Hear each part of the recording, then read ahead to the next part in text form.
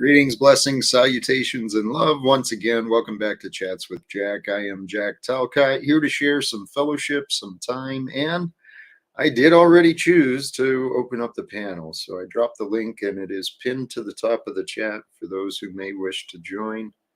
But today, well, I'm returning for those who have been paying attention, and thank you. Thank you to all of you who are here, who may tune in at a later time, and who have been paying attention to what's been going on with the Talcottian adventure, and so they say.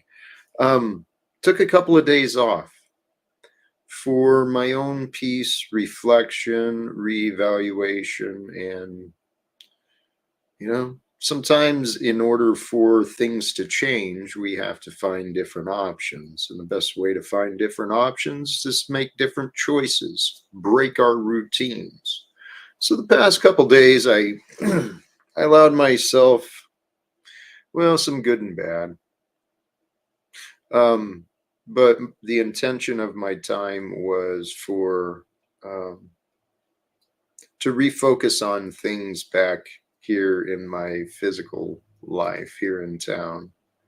And so far, things have not been, well, things are continuing, but it brings forth today. And today, I've been given a lot of thought really to the word compassion, what that means. And it's a tough one that I don't know if, well, I've been putting it off because it's not something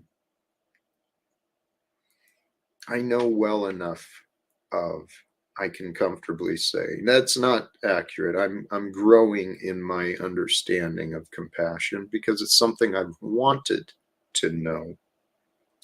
And my thoughts today on compassion, well, the thumbnail, Forgiveness Friday. It is Friday, man. It is Friday.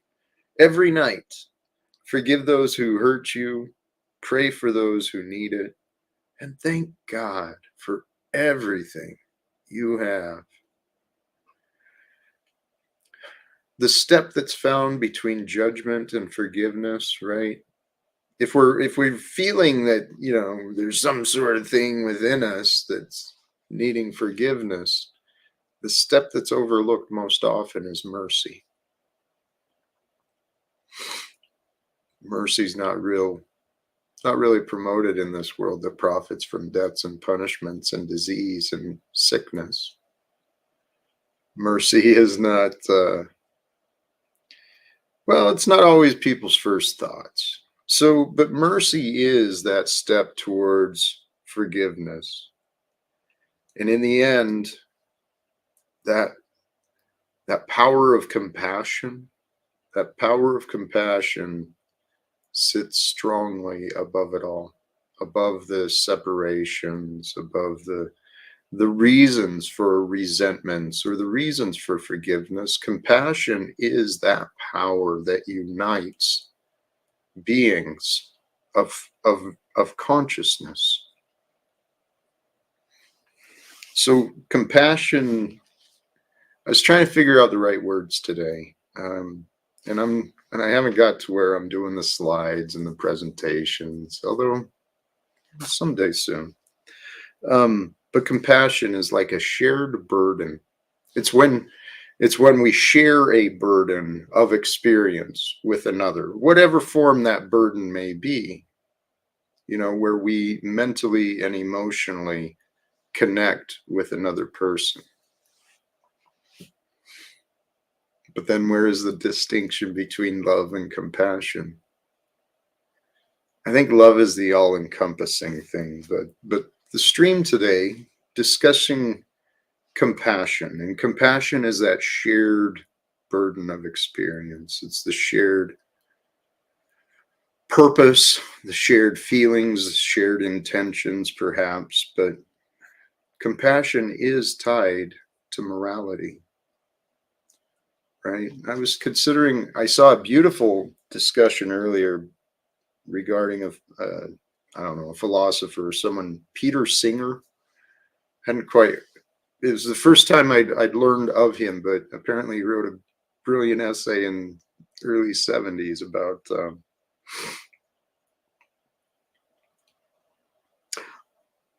about famine, affluence, uh, and something obligations, I think. Regardless, the lecture inspired me. His premise is that humanity is evil. His arguments are sound. Humanity has an evil capacity within them, a very callous and cold, calculating, cruel part to our nature. So, but what overcomes the cold and the selfish and the beastly nature of humanity is compassion. And compassion is shown, that shared burden of responsibility, that shared burden of experience, that brings forth morality. And I think morality, based on some of the recent thoughts, and I'm open to discussion on this for folks who want to flush these ideas out a little better. I think morality is the obligation to help avoid harms. Okay, so morality, it's the obligation to help avoid harms. We don't always fulfill our obligations of morality. We don't always fulfill our obligation to avoid harms for ourselves, to avoid harms for others. But I truly believe that that is a good sign for morality, kind of the golden rule, as expressed otherwise. Do for others as you would desire them to do for you, right? So, and I'm still following along with the title here. Compassion, morality, sharing the burden of experience with each other, honoring an obligation to help avoid harms in our experience. And that is an action showing unconditional love. Unconditional love is that power that's divine. Okay. Love without conditions. It's acceptance, and it starts with acceptance. So if we're going to have compassion for one another, if we're going to walk these lives with morality, with an obligation to help avoid harms, right, for ourselves and others, we will be practicing and demonstrating love and acceptance without conditions. And see, and when we free ourselves of these conditions for judgment and punishment and domination, constant competition, when we free ourselves of that crap, feels good to be free. It feels free to be good. It feels good to be free of the attachments that come from lies, from dishonesty, from resentment, from excuses, from blame. Man, all of those things are burdens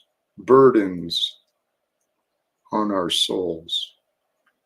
You know, Chuck, golly geez. Hey, welcome to all of you who have been popping in. Dominic, thank you for the encouragement.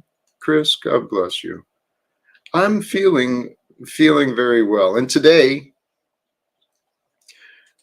you know, few minutes monologue getting across some of the points I want to discuss. The panel is open. It's Friday afternoon. My intention is to practice more of this, being able to hold space with compassion that others are on their own path. I can offer more patience, more care, but at the same time, I can offer those things to myself as well. So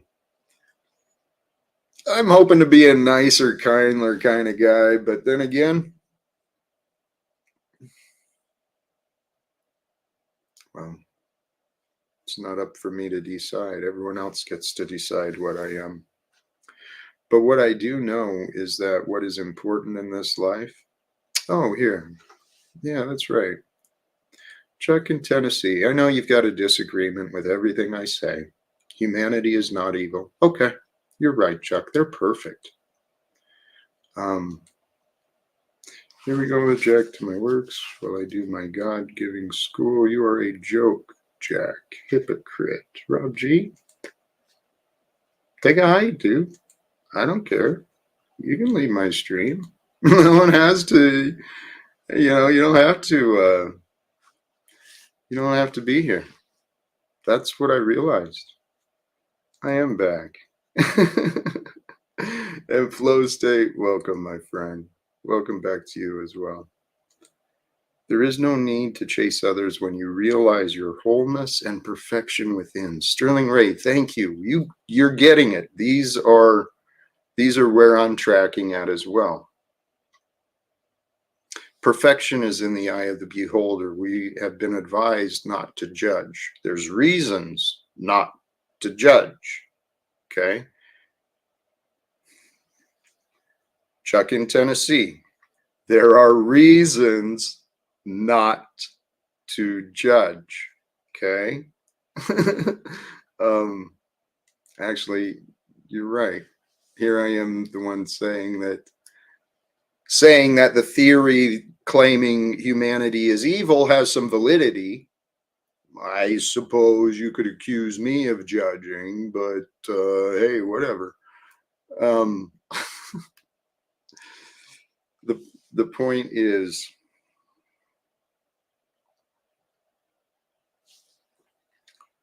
perfection. I'm of the belief that God creates perfection. Each moment is created. Each moment is the evidence of creation. Who am I to judge what it is that God allows me to see, to witness, to experience, or to become? Who am I to judge? So one of the things I've been thinking about, and I've shared this on my streams many times in many different ways. If you take the concepts of the Bible, the divinity of the Christ, the Father, the Spirit, bring those things in together, what does that mean for us? We only live right now. Okay? It's very likely we will die. Everyone we know will probably die. If it's not soon, it will be later. But really, what is soon? So within this lifetime, presumably, we're all going to die. Okay, so when do we live? We did live in moments in the past that brought us to this day, today. And if we live now is actually the opportunity that we might know God's presence in the present, in the gift of life that has been graced upon us for all of us to share with all the plants and all the animals and all the beings of nature that God has bestowed for us to enjoy, to nurture, to care for, or fucking murder and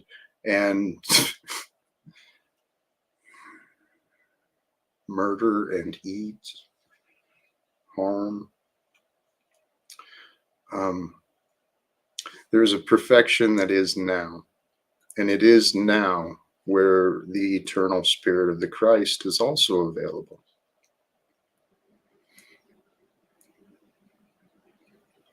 And the words are coming together that make sense. It's through the Spirit of the Christ, through the knowing of the Christ, that we get to know the Father, the mind that is beyond the limits of the man's mind, but through the Christ mind, we can know the Father, the peace of the Father. It is all available within us, through us, because of the mere fact that we live. This gift is available for us to feel and to know right now.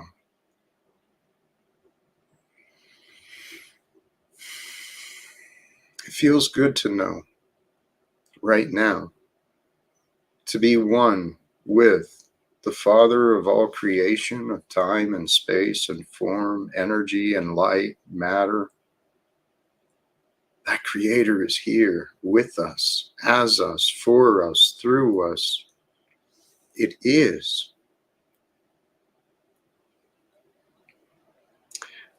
We only think we are. We only think others are this or that. Others are ignorant. Others are worthless. Others are infidels. Others are whatever. All these other names we like to come up with for each other. Those things keep us apart. And those things really do not serve us very well. Cynthia, thank you. Please don't worry. I appreciate, respect, I honor that you care. Thank you. Thank you to all of you. London, still hanging out with TML? Perfect, man.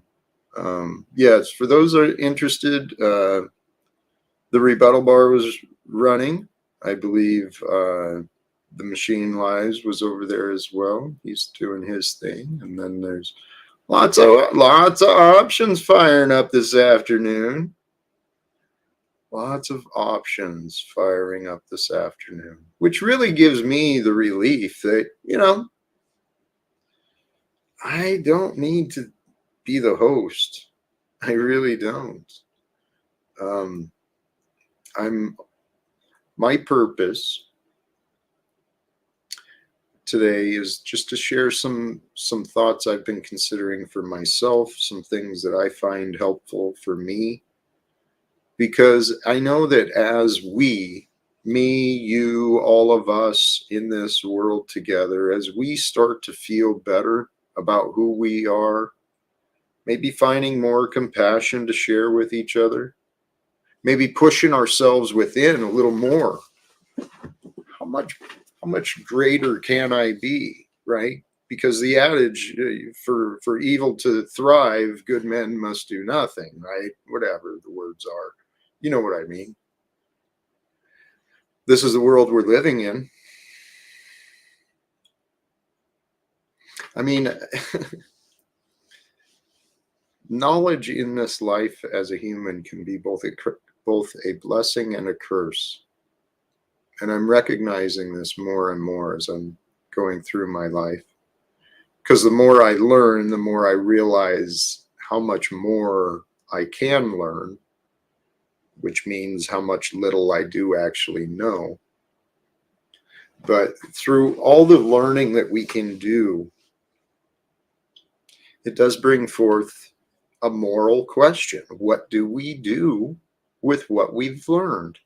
What do we do with what we know? I am of the belief that there is a purpose for all things, and that includes the things in the realms of the mind, especially the things in the realm of the mind, because that is the heavenly realm from which all things come through for us, with us. This is our heavenly realm, and there are realms that go far beyond what we may be able to interpret or cognize with the limited structures of our thoughts, just from the human experience.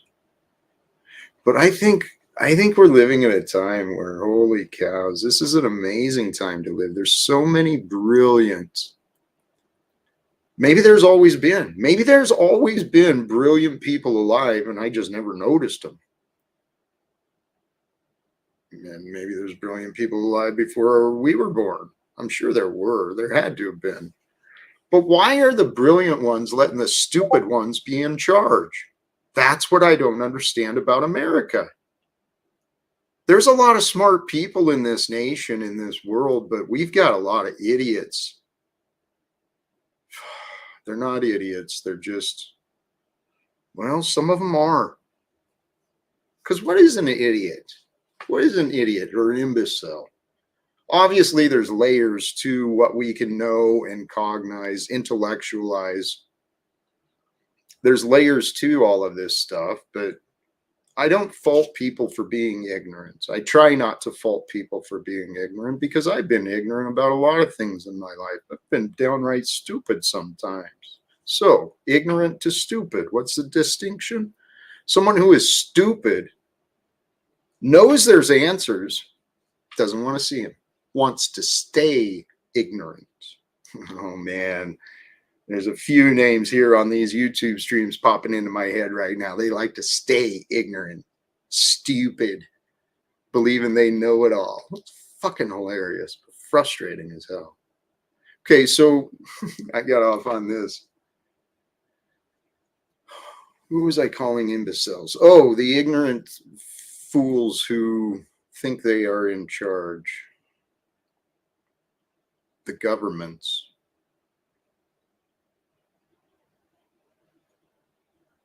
I'm saddened by what I see in the world. I really, really am. Saddened by the state of our world because I keep learning. This is where I started getting into the knowledge. The reason knowledge can be both good and bad, it can bring forth a lot of anger because as I'm looking into what is in this world, the toxicity of so many things. Today's modern world, particularly in the Western world here, I'm speaking as America, North America, let's include Canada. They're just our, twin, whatever. There's so much chemical garbage that is going into the agriculture, into the food production, into plastics, into every single thing we've got going on. There's like there are damages being done to the human species, okay? Like some of these chemicals, were the phthalates, that's the one I was looking at again recently. The phthalates found in the pesticides and in the plastics, it's supposed to inhibit our hormone generation. That's why there's a lot, potentially why, well, this was found in looking at the reduction of the male sperm counts in the male population. The sperm counts have been declining. People start looking at this stuff, wondering why. Oh, well, it could be all these reactions to these chemicals. These chemicals that are being placed into our food, into our products, knowingly, perhaps well-intentioned, better shelf life, better absorption, better repellent, whatever. All of these chemicals have a purpose, but brothers and sisters, this short-sighted thinking that has been collectivized in the pursuit of the bankers' bullshit, this short-sighted thinking in management, family management, property, management of the administration of everything. The human species is sick. It's sick with greed and selfishness. And what can cure that is a choice. Every one of us each day gets to choose. Am I going to serve myself? Am I only going to take care of what I think, just worry about me? Or am I going to go a little farther and try and make the world a better place for someone else today? It's honestly what I've been trying to do for quite a while. I've been trying to, sorry, Chuck's comments, man. Harpole, thank you. Live without fear. The best way to live without fear, brothers and sisters, right? Without fear of being compassionate, without the fear of being immoral. The best way to show love is through praise. And if we're here to love God, shouldn't we be praising God? If we're here to love one another, shouldn't we be praising one another? Shouldn't we be offering encouragement to ourselves, to each other, in order to make a better world? We don't have to. We sure don't have to. Every day we can wake up angry and bitter, or just, a prisoner to our comfort zone. go through the emotions of the current group of enablers telling us how wonderful we're doing, as we're really not doing anything. There's a lot of people living these lives, just moderate lives, telling each other how hard it is they're working, how hard they're doing this, and how great they're being, when really we're lying to each other. Seriously. The way this world is going to change is when we stop lying to each other and stop allowing others to lie to us. Right? Right. Well, Whatever you just said that I didn't hear, I agree with it. I'm sure, I have no doubt it's true. I'm Unless sure. it's economic. No, I was just talking about not lying. We can't be lying to each other, and we can't be allowing others to be lying. That gets kind of tricky though. Like as far as, I mean, I agree at a headline, but on implementation, the logistics get tricky of like who's got authority to, over truth, really. Yes. And when is it a lie? When is it a lie, and when is it just not The best liars tell the truth. Yes, they do. That is exactly what I've been learning. It's what I learned for myself. When we make excuses, that's a lie. It really is. When we it's a partial truth can become a lie. And that's what you were saying. The best liars, they just withhold, exaggerate, manipulate the facts a little bit. Like, I think that the red pill manosphere MGTOW, I think that's a real good example of that, where they I feel like they take, and I don't even know if the data is true, but they take supposedly factual data and then they present it in a way that is deceptive when you look at the big picture. Isn't that the American way, though? I mean, to an extent, that's the human way. It's especially pronounced there. Ooh, okay. That kind of goes into the that thing I was talking about earlier. A guy named Peter Singer. I should have pulled some stuff up for this, but he apparently gave a good, interesting theory where the premise is that mankind is kind of immoral and evil. He actually Flo, I thought of you when I saw this. I'd be very curious if I share the link.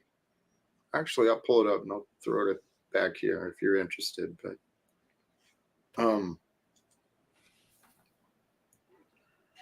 where'd it go? This shirt just sort of blends into the background, huh? I'm just ahead. Go ahead. It's all right, man. Here we go.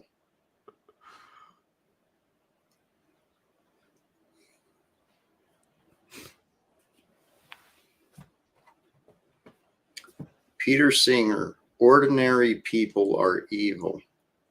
That was the name of it.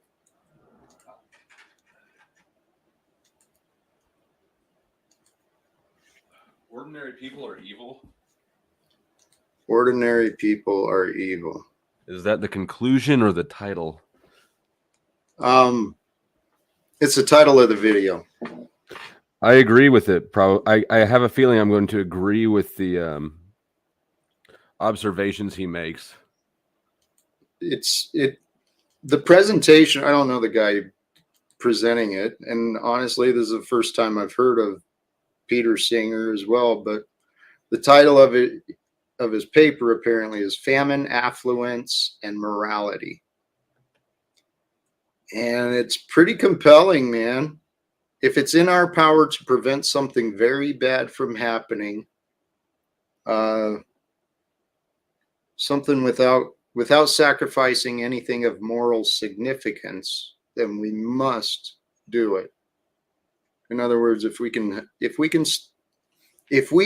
help prevent hunger, disease, suffering, death, if we can help prevent those things, We have a moral obligation to do so. Without, what was the qualifier? If it isn't, without sacrificing anything of moral significance. And so So they're that, saying you can't break an egg to save an egg, basically. right. I think that's it. Yes. You know, you don't want to go excessive for the purpose of saving others, but he brings some good points to the reality. You know, and it was written in 72. For those who are interested, I'll drop the link as well. But for me, it's just, it was more explanations of what makes sense to me. That this world we're living in, there's too much suffering in this world for me to really, really feel comfortable with my life. Okay, item 3.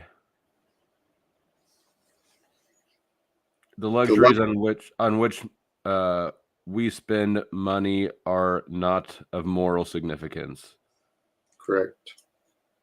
I would suggest that morality is a luxury. Ooh, you believe morality is a luxury? Yeah, I definitely disagree with that. Because, all right, well, Play with it for a second. I already have, because that was kind of the premise of where I was taking this conversation today. Okay. As societal as we are creatures of society, and we're social creatures. We benefit from connection. Through the connection requires a level of compassion, a level of connection with one another, and through that connection and compassion comes the morality.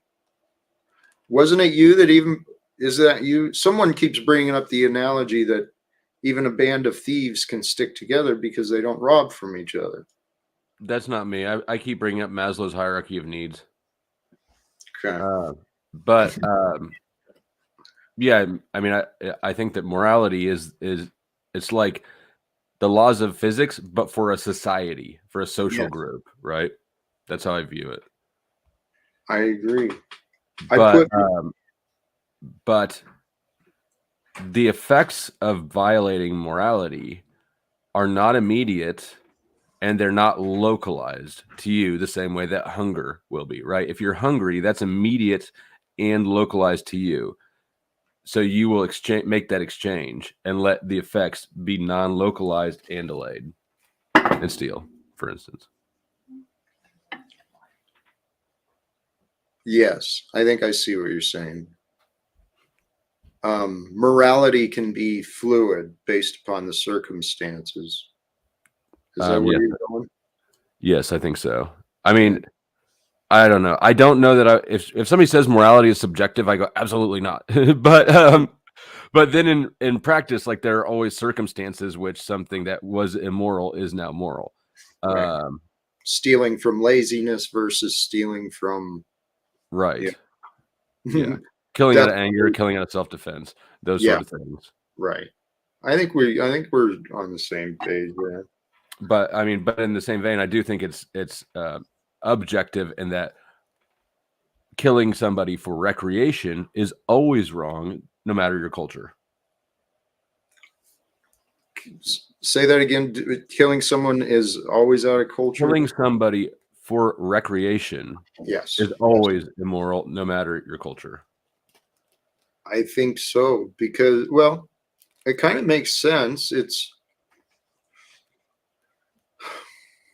well, for self-preservation. You don't want to destroy that which is a part of you, and I don't know, but people don't want to accept they're a part of different things.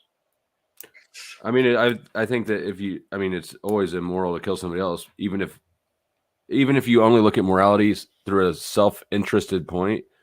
If you kill somebody for recreation and that's the sort of society you're building around you, then you seriously undermine all the other aspects of interpersonal relationships. I like what Chris said down there. Oh, yeah. The principles of morality are objective. Practice is subjective. I'd agree. To some extent. To some extent, I'd agree. I don't know. It's something that I think, honestly, our society does not spend enough time really considering, sharing, discussing. Well, absolutely not. That's the front that I think our society is being attacked on, is the moral one, right? So culturally, the mainstream influences are going to be anti-morality, as they definitely are. Yeah, I mean, it could be said it's a spiritual battle. There's satanic forces that want to dominate, control, oppress, well, still steal, kill, and destroy. And here, collectively, we've decided to support genocide and oppression. I don't think that we have it all. How do you mean? Well, I think that okay, let me rephrase that. Okay. Some of us, I think that nobody's decided it. Like none of us have ever made that choice. To the extent that we people are aware of it, because a lot of people are ignorant. At some point, it's your fault, but at some point, it's not. You know. Yeah, I don't know. I guess I haven't worked this all the way out. No, But it's not like any of us can stop it individually, nor like any of us individually are given room to organize collectively.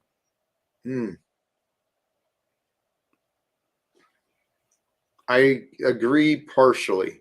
You're right. We do not have access to change it. We don't. But the opportunity to organize, that's every day. Every day is an opportunity to organize, unite.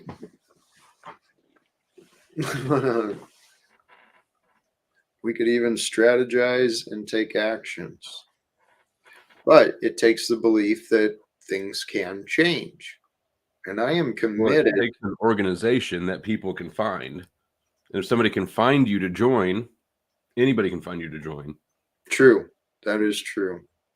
Well, so there's a lot of organizations with similar ideas as me, but they don't seem to have the same directions I'm feeling guided in. And I haven't been able to get their attentions or, well, whatever. And that's exactly why I don't think that. How did I phrase it? I don't want to come together. I think that that's the perfect way to stop progress, is to get people to make coming together be the first step. Because nobody can decide what movie to see or where to go for dinner. How the fuck is everybody going to come together on something that matters? Well, that's just the thing. To come together. Oh, you just keyed in on it, man. To join together, to come together on the things that are important. We got to quit arguing about the stupid shit that it's not. Right?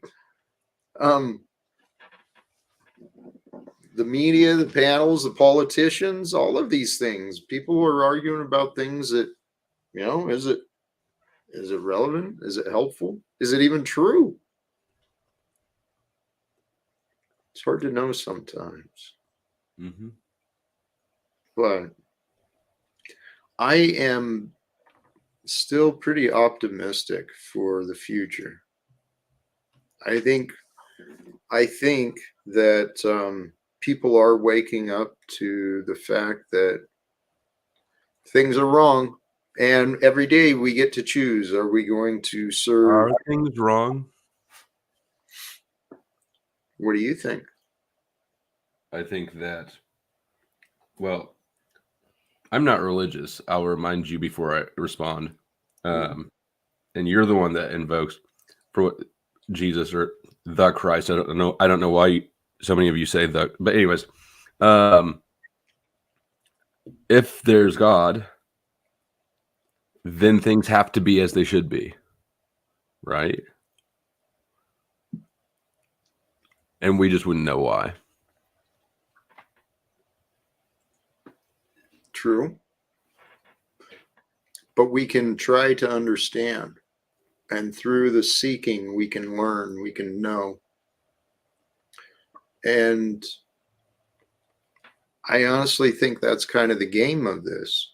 The universe, whether you want to use the word God or what, I mean, there is, well, there's some who reject space in the universe too. So I don't know. But the But universe, if you come to the conclusion that everything is, or that things are wrong, you're not sinking anymore. You've found and you've ceased to seek on that front.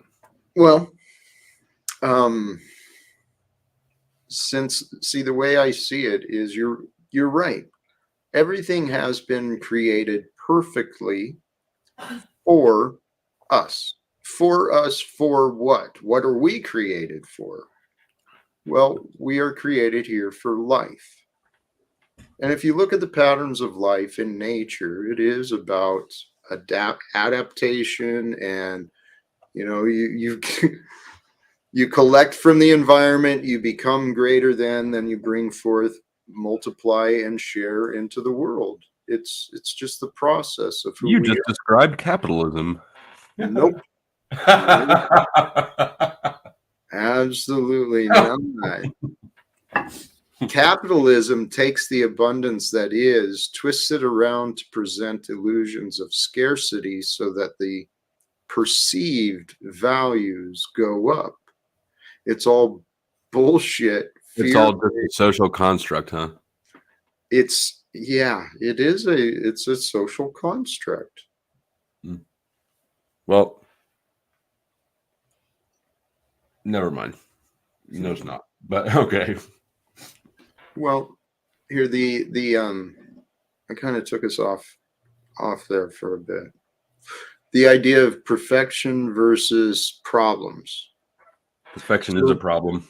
well, I believe that each moment is perfectly created and revealed for each of us. Each Well, moment. well, then you agree with me. There's nothing wrong. Well, there is wrong when we do not. Ooh, correct. There is nothing wrong. There is just opportunities to be of more influence, to be of greater service. And that's an option. There's no Nothing's wrong. They could just be more better. exactly. Like There's that always, Animal Farm thing. More equal, more better. I heard this from oh, what's her name? Can't think of her name right now. There's always a little bit better. When you've got an idea, when you got a feeling, just remind yourself there's always a little bit better. There's an idea that's a little bit better. There's a feeling there's a little bit better. There's always a little bit better. And those things are just a small step away from where you're at. I don't know why I got into that. It was something you said, but the little bit better here. That's why we're here. There's everything is its scale and subtleties. And the subtleties can become such enormous scales that it's like, holy shit, it's overwhelming, it's confusing. God. Your acting chops are great. Thanks, man. um, I think in the divine scope of these lives, I think humans have been doing things wrong, man. Because people got confused over words. Like, people start fighting over words and remembered definitions instead of just going with the flow. Because flow, that is where I will offer. You are right. In the moment of every moment is a perfection.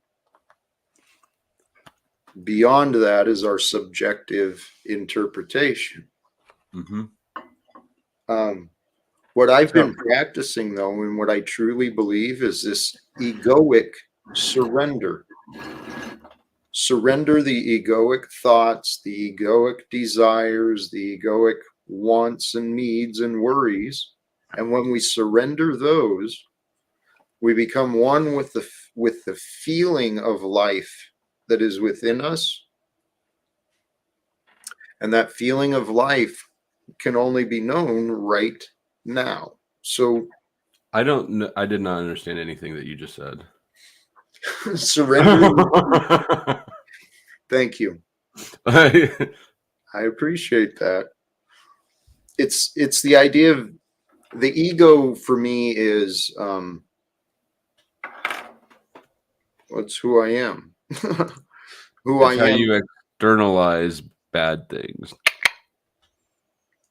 Well, it's the collection of everything I've been, and it's the potential of everything I might become. That's all within. And just like you're a collection of everything you've been, and at the same time, the potential of everything that might be. The I was ego. Go ahead. I was talking to Lig a couple days ago about integrating the shadow. You're familiar with that, aren't you? Mhm. Because his shadow's not integrated, obviously. Um, to me, when I hear you, and it's not just you though, it's a lot of people around here talk about ego. It looks like shadow. It looks like the Yes. shadow, right? Like they're projecting the shadow out and blaming it for things. Yes. Yes, that's it. What I realized, that ego of projection and control, that can be a son of a bitch. But what I also realized in hindsight now, those times when I wanted to kill myself, when I wanted to be done living in this world, it wasn't me who wanted to die. It was the structures of beliefs I was carrying around.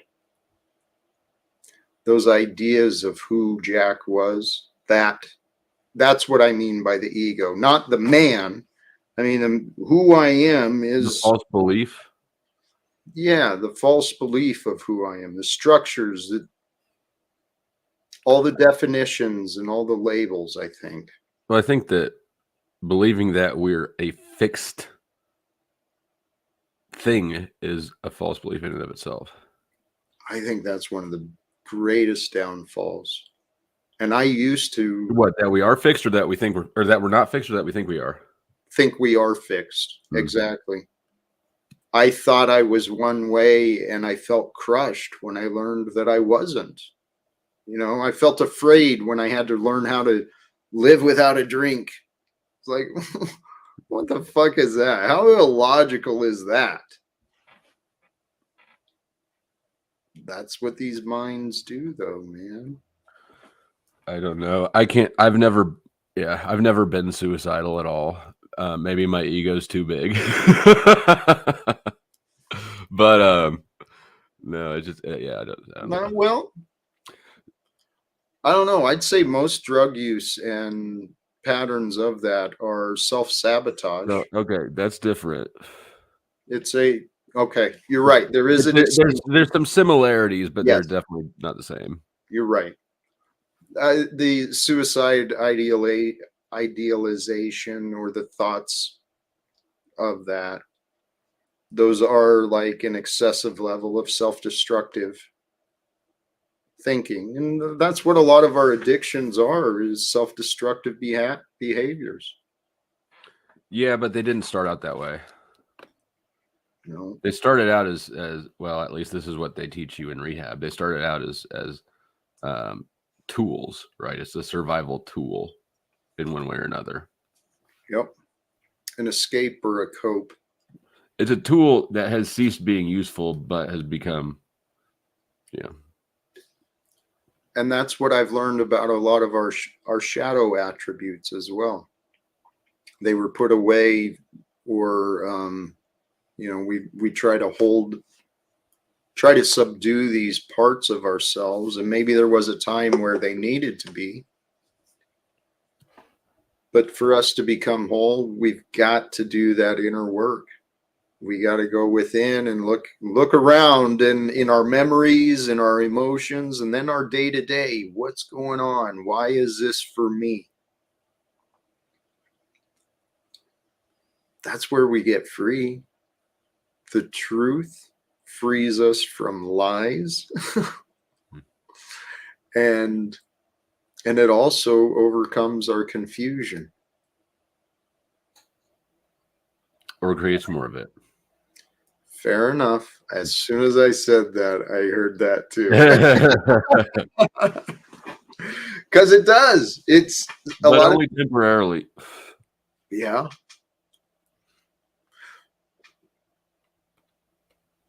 Here's something else I've realized.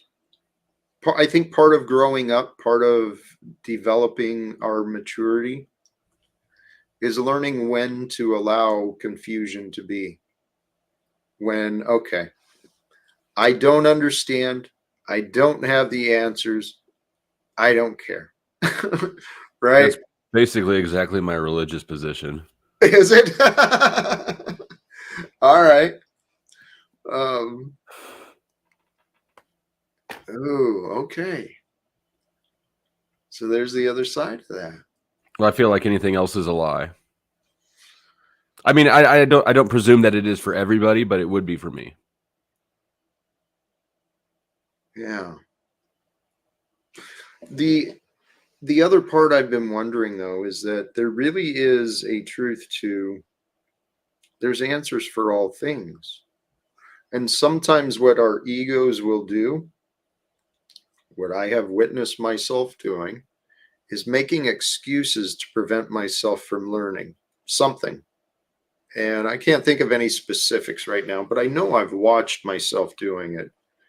An opportunity to learn something different than what I know will come up, and I'm like, "Ah, I don't need it," and just dismiss it. But then when I come back and look again, I was like,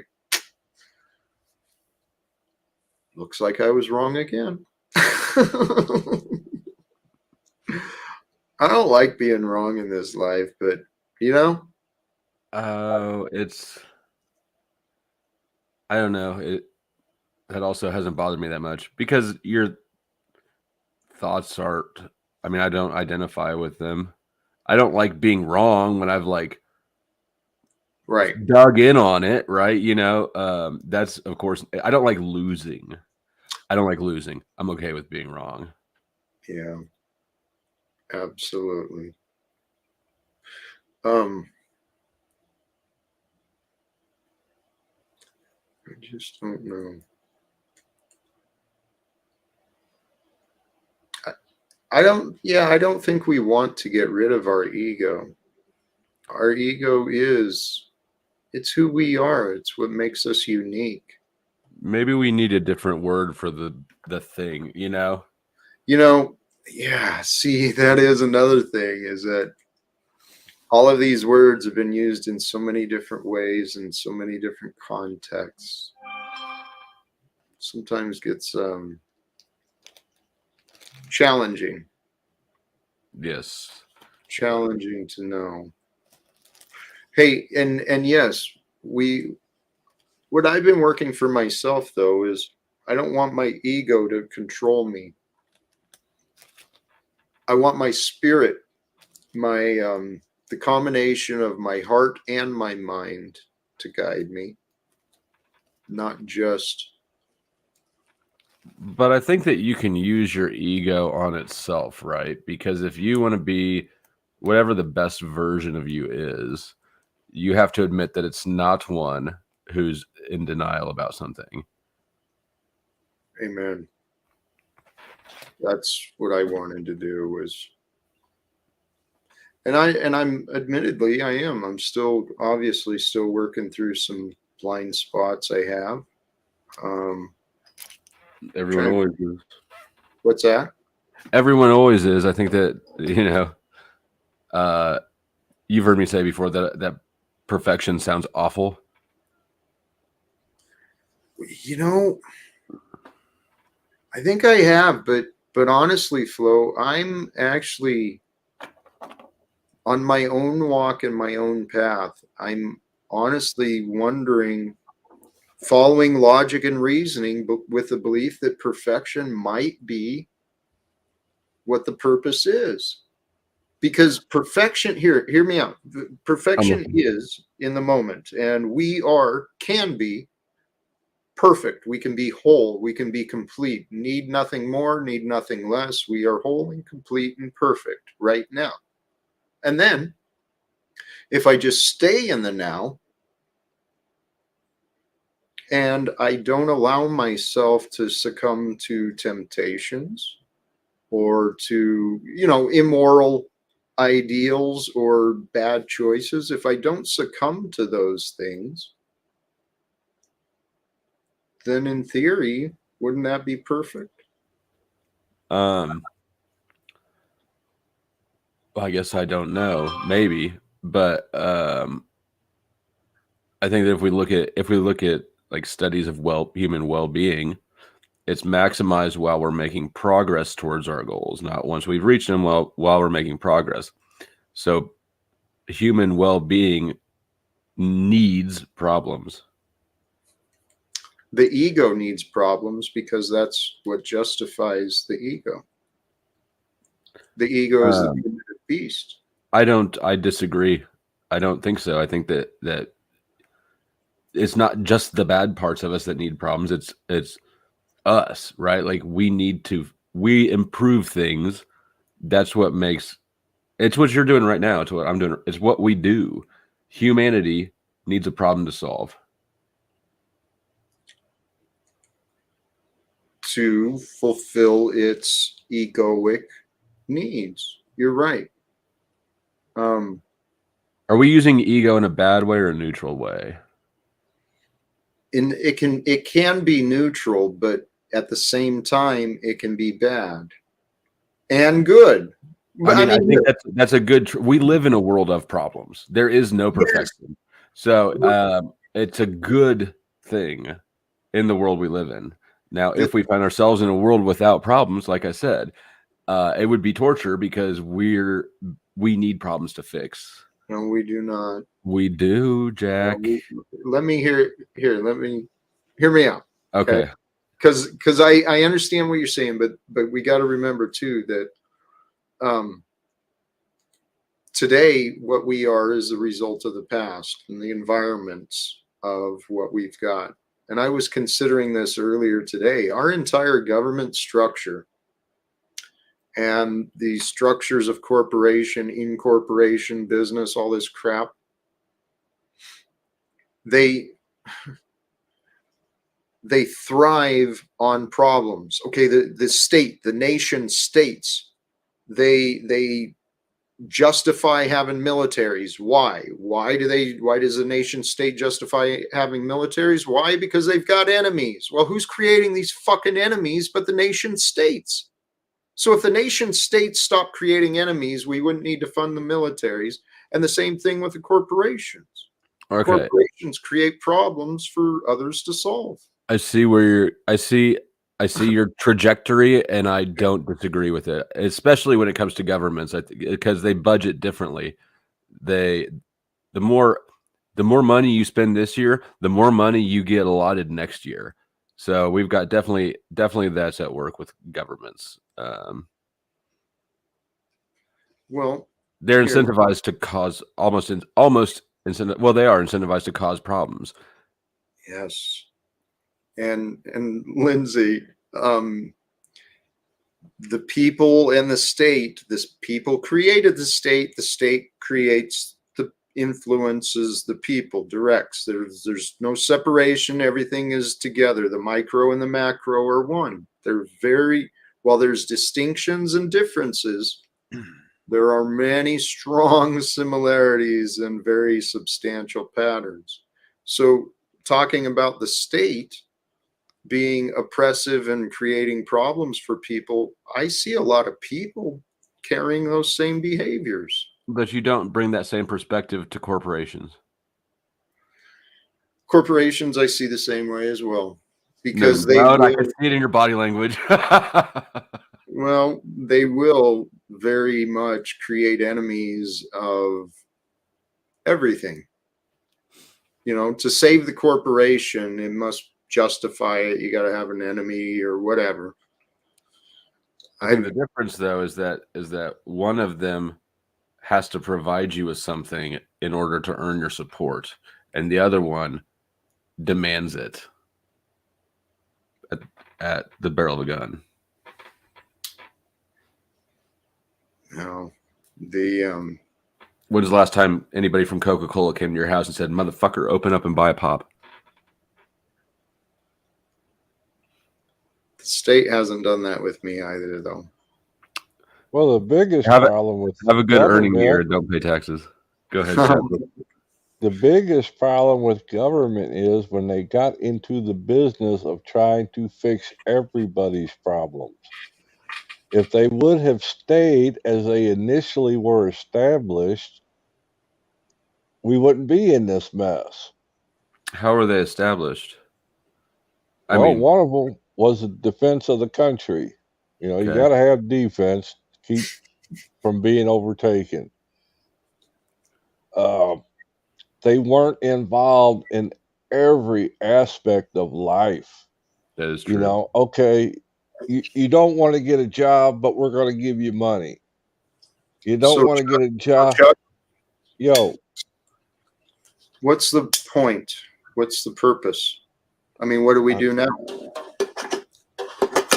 Ooh, I can answer that, but go ahead, Chuck. Go ahead, Flo. I'm going to chew on that in a minute. Well, the reason that, we all are to blame for expanding government to that size.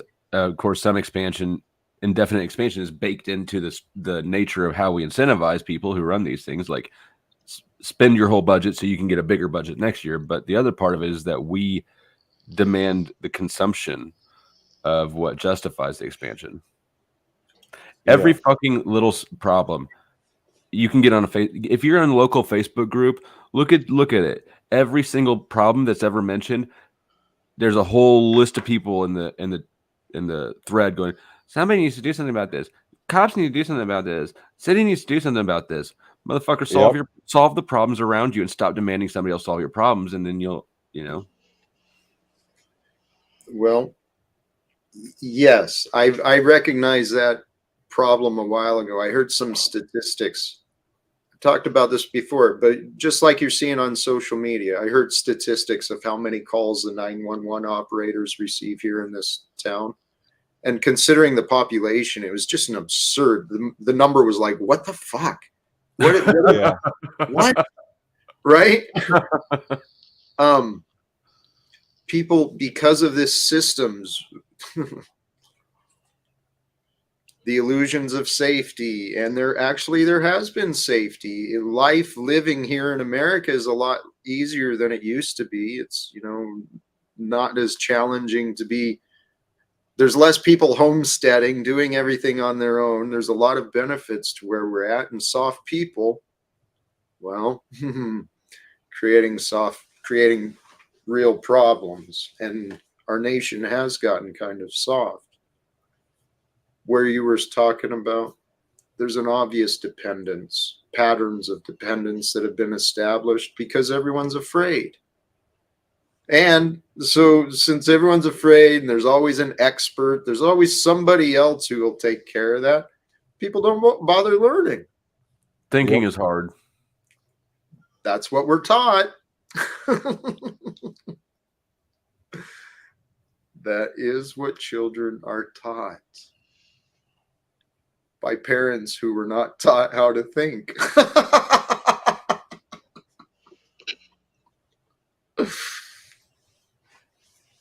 I don't know.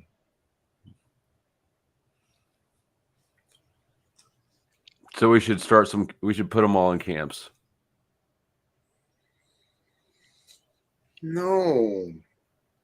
Because if you put people in camps, then you got to have people to protect them and serve them and whatever, all this other crap. I think the solution, honestly, is we nuke everything. No, it's actually compassion, morality, unconditional love, and the freedom. Okay, what are you going to do with all the people that are robbing stores at the moment? It's out of hand in a lot of these cities. What do Why you do you do think about that is, that? Chuck? Why do you think that is? You got a judgment and opinion on it, so why do you think it It is? was no, it was a question. I know. In your question was a judgment and opinion about the Oh, I'll people who judge are the fuck robbing the out of them. stores right now. Yeah, I'll just because I there's think no they ought to repercussions. shoot them on the spot Why? Why do you think they're doing it? because That they was the can. question I asked. They're selfish. Okay. Possibly. Possibly angry. That's not a justification. So anger justifies Anger is stealing. yeah, that's selfish. No, Yeah. you're right. Yeah. Yeah. So what should we so you think rather than address the people who were actually robbing taxpayers and the citizens of billions, robbing us of our future, It's not an you either or want to play into this situation. fucking propaganda of we should shoot the people robbing. It's not an either or paradigm. Well, Chuck came in hot against the people. No, Chuck No, came it in was just a fine. Yeah, question. Chuck did not come in hot. It was All a question. I was actually looking to see what your answer was Oh, because I really? thought about All right. yeah. So, I okay, don't know why you hate me so much. Chuck, Hmm. stop with your false narratives. Oh, I don't Jesus hate you. Christ. What I would like you to see is that your pattern of opposing me and your little, I'm just asking a question, Jack. Flo, Chuck. Did I put an Chuck, opinion in there or was it a question? It was goodbye. Chuck. absolutely a question. I 100% agree with Chuck. Well, and you know what? This is what I've seen. Okay, fine. It was a question. Where's the relevance? Well, it's a start to the No, Chuck. bigger Chuck. problems. Chuck, this is okay. All right. You So can't go from the you top found- down. You got to go Okay. from the bottom up. This is why you get removed, because every time I talk, you just I'll mute. no. I mean, hey, you've got everything to off. Actually, you know what, Chuck? Let me correct myself. Based on some of the comments in the chat here, you know a shit ton more than me. So here, brother, it's your show, Chuck. Not my show. Hey, Flo, please. I'm just Answer a Chuck's question. Answer Chuck's question, because my solution has to do with trying to actually solve the inequality and actually try to bring some compassion and care to the world. But Chuck and Flo, you want to support Chuck. You seem to like support. We have an excellent working example right here. How so? How so? I don't know why you and Chuck don't get along, but you don't get along. Ask Chuck. Ask Chuck why he's always. I'm explaining. I'm explaining. I'm explaining what I see. I'm not asking any questions. All right. You two don't get along for whatever reason. I think that it would probably be better off for you guys just to agree not to, or just decide on your own not to be in the same panels together. Really, than it would be to make up. I'm coming at you next. Then it would be to make up reasons for not being on the same panel, which is what you're doing. He didn't do anything wrong. No, actually, hold on. Okay, I know. Here, this is actually a similar scenario to what I dealt with Sarah and you the other day. Okay, I'm just asking a question, Jack. Okay, it is a similar scenario. Just like with Sarah, I'm asking Chuck, what is the relevance to what my purpose is, my topic is, the reason I'm hosting this panel? Because you're right, Flo. I allege, Chuck, you have no fucking reason to be here with me other than to oppose me. So your egoic insecurities have you and many others, Chuck. Thank you. Fair enough. God bless.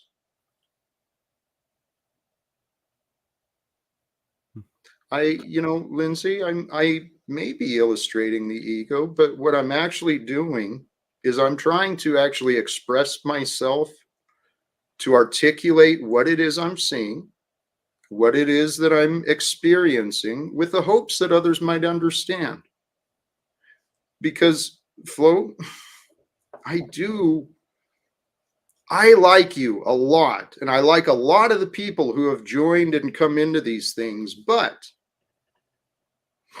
I don't host these panels just to sit around for a place for people to hang out and kill time. I'd rather go meditate on my own or go expand my own knowledge if people don't actually want to What is participate. it that you hope to get out of these? As I've said, I do these streams for the purposes of trying to inspire others to maybe do a little bit of work on themselves. Today, the topic: compassion, morality, unconditional love, freedom. Maybe those topics for people to really consider and kind of think about. Let's talk about those then. Oh, they're there, right in the title. Yeah. I would say that 3 of them you just demonstrated the opposite of. You can opine that, and you can take any belief you want, and you can even be like Chuck and Jesse and some of the others, just want to keep spewing out all sorts of problems with Jack. Jesse's the sweetest dude around. I know. And the last time I was streaming, he was doing the same thing from the chat. Just, Jack, I'm so disappointed. You did this and you did that. And I offered Flo. I offered to him. I've offered, and actually Tarek's bullshit. Anyone can call. Everyone who's got a problem with me, reach out. We'll talk. Tarek is way sweeter than either of us. He's wrong a lot, but I can't stay mad at the dude. He is way sweeter person than you or I combined. No, well, Tarek? Yes, he's a sweetheart. Absolutely. Right, except he's delusional and he's got his head up Polyboy's ass. He does. That's he's a yes man to Polyboy, and that's the only problem I've got with him, because he's been flapping his shit about me all over. And so, Keith, you know, I did. I took a couple days off to go meditate. And today, I'm not upset. My energies are not as strong as they have been. I am trying to have conversations. But Chuck, I mean, where I'm at, these asshats who want to find nothing good about me, Chuck, you guys can take your happy asses on. I don't need that shit in my life. His question that you took personally for some reason was about people robbing stores. Mm-hmm. He didn't challenge. There's no challenge in there. I know. Okay. I know that. Well, but Flo, yes. Again, I have explained myself how many friggin' times. Did you understand any relevance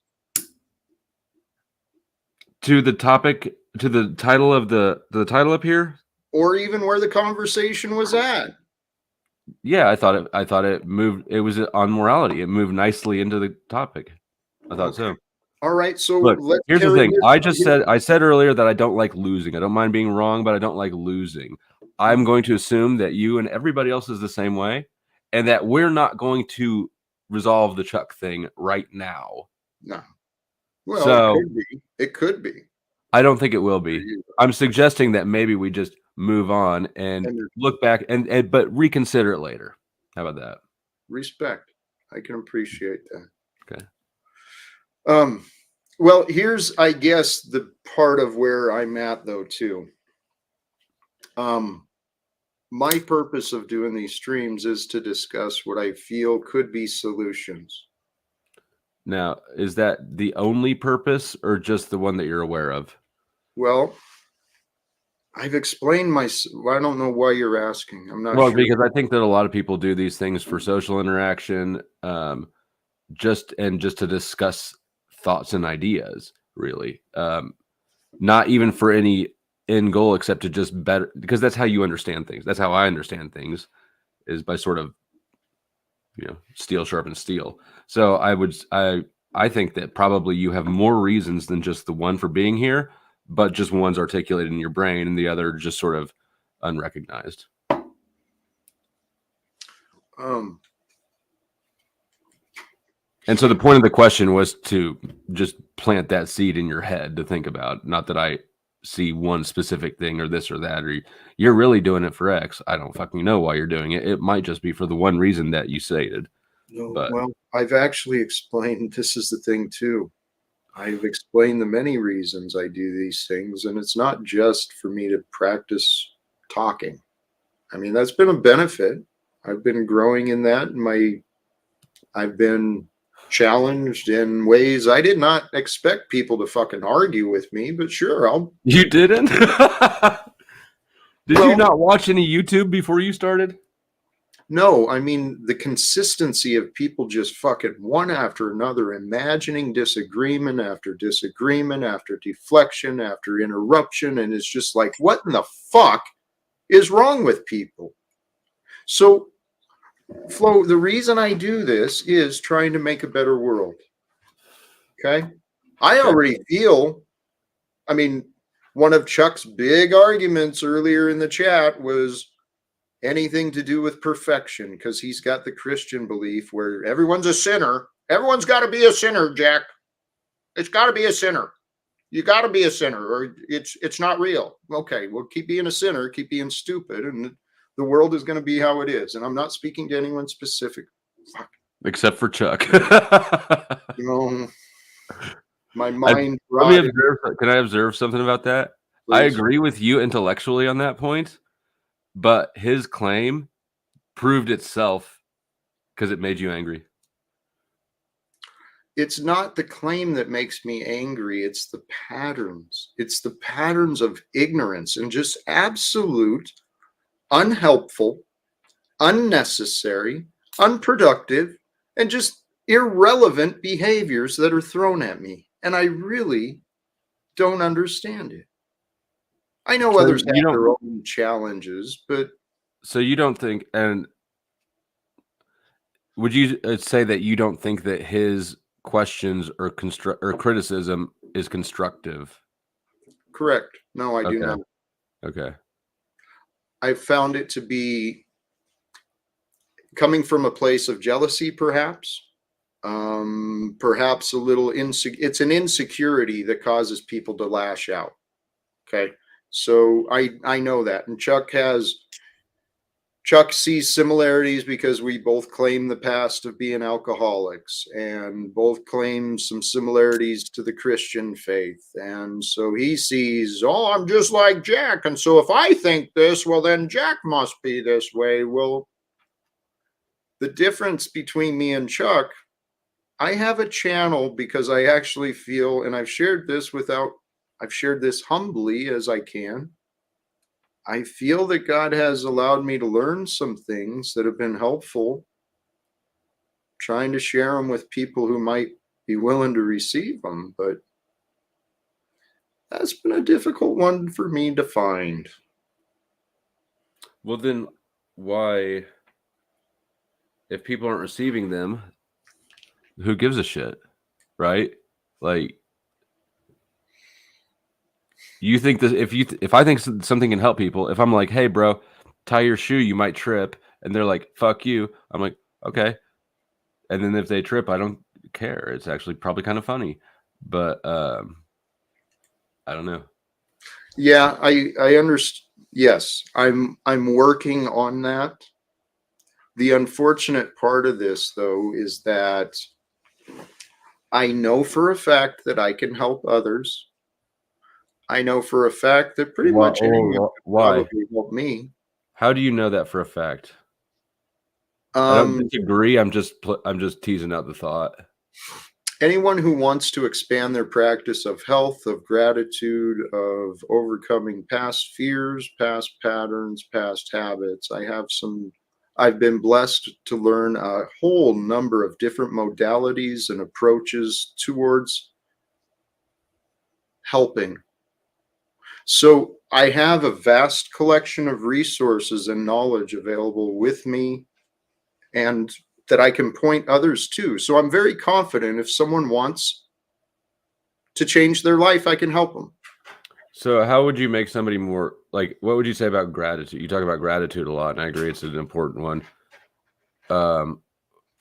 Let's go to that one. Go to that one. I love that. Thank you. because Mhm. gratitude is actually one of the biggest things that's lacking in most people's lives, I believe. What prevents our gratitude is our arrogance, our egoic arrogance, and our egoic selfishness. Those are the things that bring thoughts of lack into our mind. And the thoughts of lack and the thoughts of anger and fear, those prevent our mind from focusing on what is good. So to increase our gratitude, we've got to first identify where our time is being spent, that it's not grateful. So we identified a problem. Yeah. True. I did not go into the benefit. The benefit of increasing gratitude. It's transformative. It's freeing. It is a confidence builder. It is a motivator. It is the key to success and happiness. I'm telling you. Oh yeah, Jack, you're not a success. Well, you got no results, right? Fuck off. I know what success is and I know what works. Gratitude. If you don't have gratitude, you're going to be miserable in your journey. If you're miserable in your journey, you're not going to take a lot of risks. I'm grateful for being a mod right now because Aaron, I just hid your ass. And I also Good. want you to know that I just hit him. No, In good. case you want to unhide him later, but No, thank you. It's not relevant or helpful here. yeah. Come on. Do you know him? He's always like that at me. I don't know who it is even though. Anyways, fuck, I lost my train of thought. Oh, when I asked about what would you say for gratitude to people, you identified problems, preventing gratitude. How do you, instead of identifying problems, how do you actually become more gratitudeful, grateful? By surrendering the problems.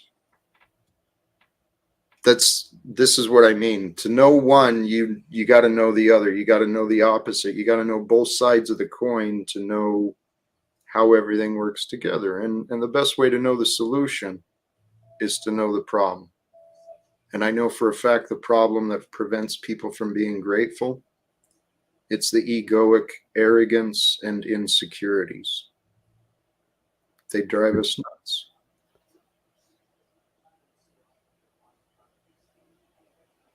Focusing on a problem doesn't create gratitude, though. Amen. Maybe I'm okay. Trying to explain the release, the comfort, the bliss, the peace. The release. Well, it is. It is a release when we move past our problems, when we recognize, okay, there are these problems that I've been focusing on, and maybe it is limiting my ability to see all the good the world has to offer. Because that doesn't happen, right?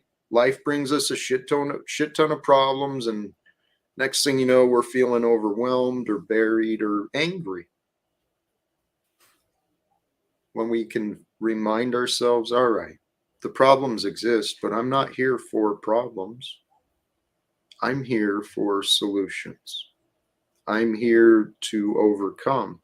And I tell you what, being able to overcome problems, you know how much gratitude that brings you when the pain is finally gone, when you're finally through with that shit, that unhealthy relationship, that toxic job, whatever it was.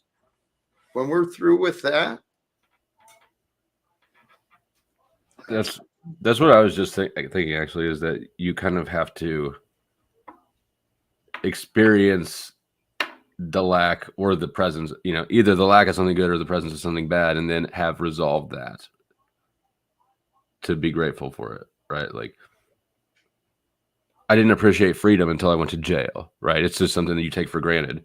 But every day is a good day when you're not in jail, basically. yes.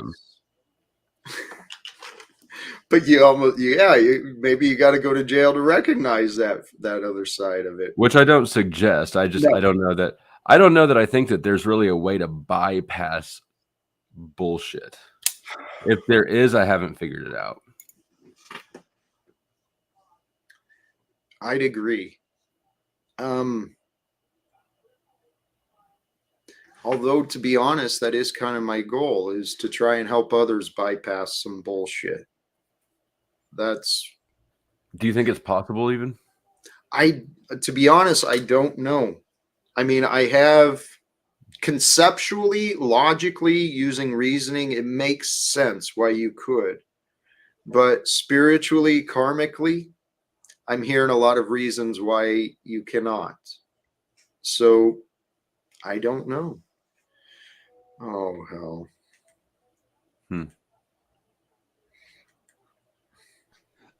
Hey, Mr. Snowball. How's it going, Jack? I want to know why Flo is timing out some of your loyal people in your chat when it has nothing to do with Why do you in fact, think one of your it loyal was? people said Flo might be trying to take your time, and I see Flo's timing out people in your chat. So what? Flo, why are you timing out Jack's Snaps. Why do people? you No, think no, I no, did no. it? I'm asking you, why are you No, timing out no. Jack's I'm people asking you.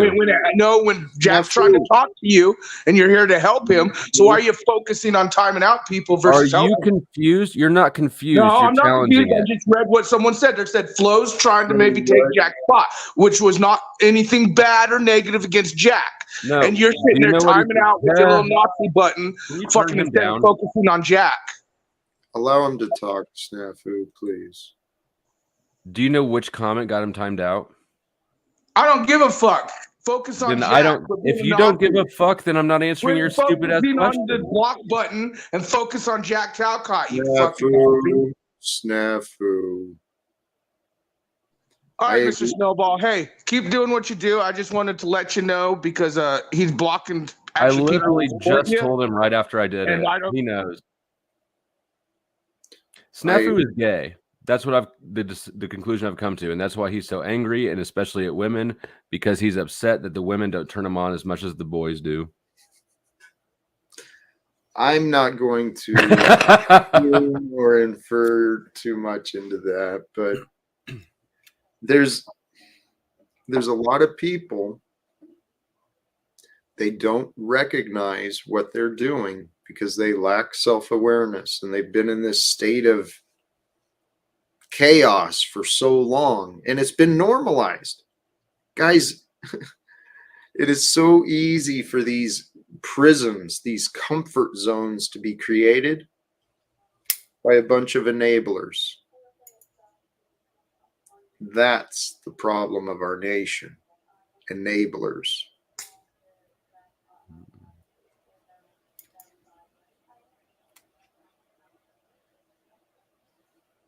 Maybe. I know it is. Certainly of YouTube it is. It's, well, take it into the bigger picture too. The government is being enabled. The banking system is being enabled. It's all being enabled. Looking back at my life when I was an addict, my behavior was enabled. And when I stopped enabling my own excuses and my own blame,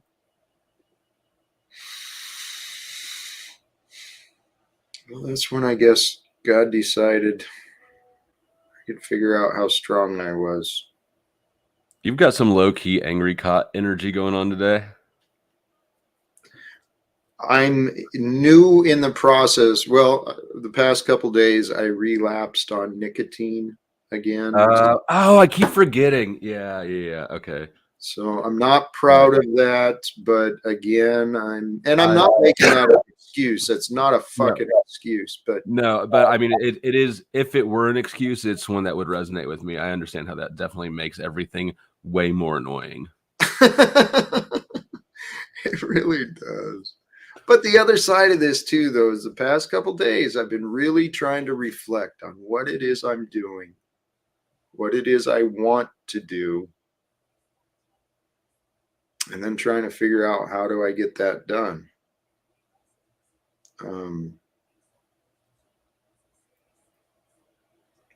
My only, honestly, my only at this point is deeper surrender To what?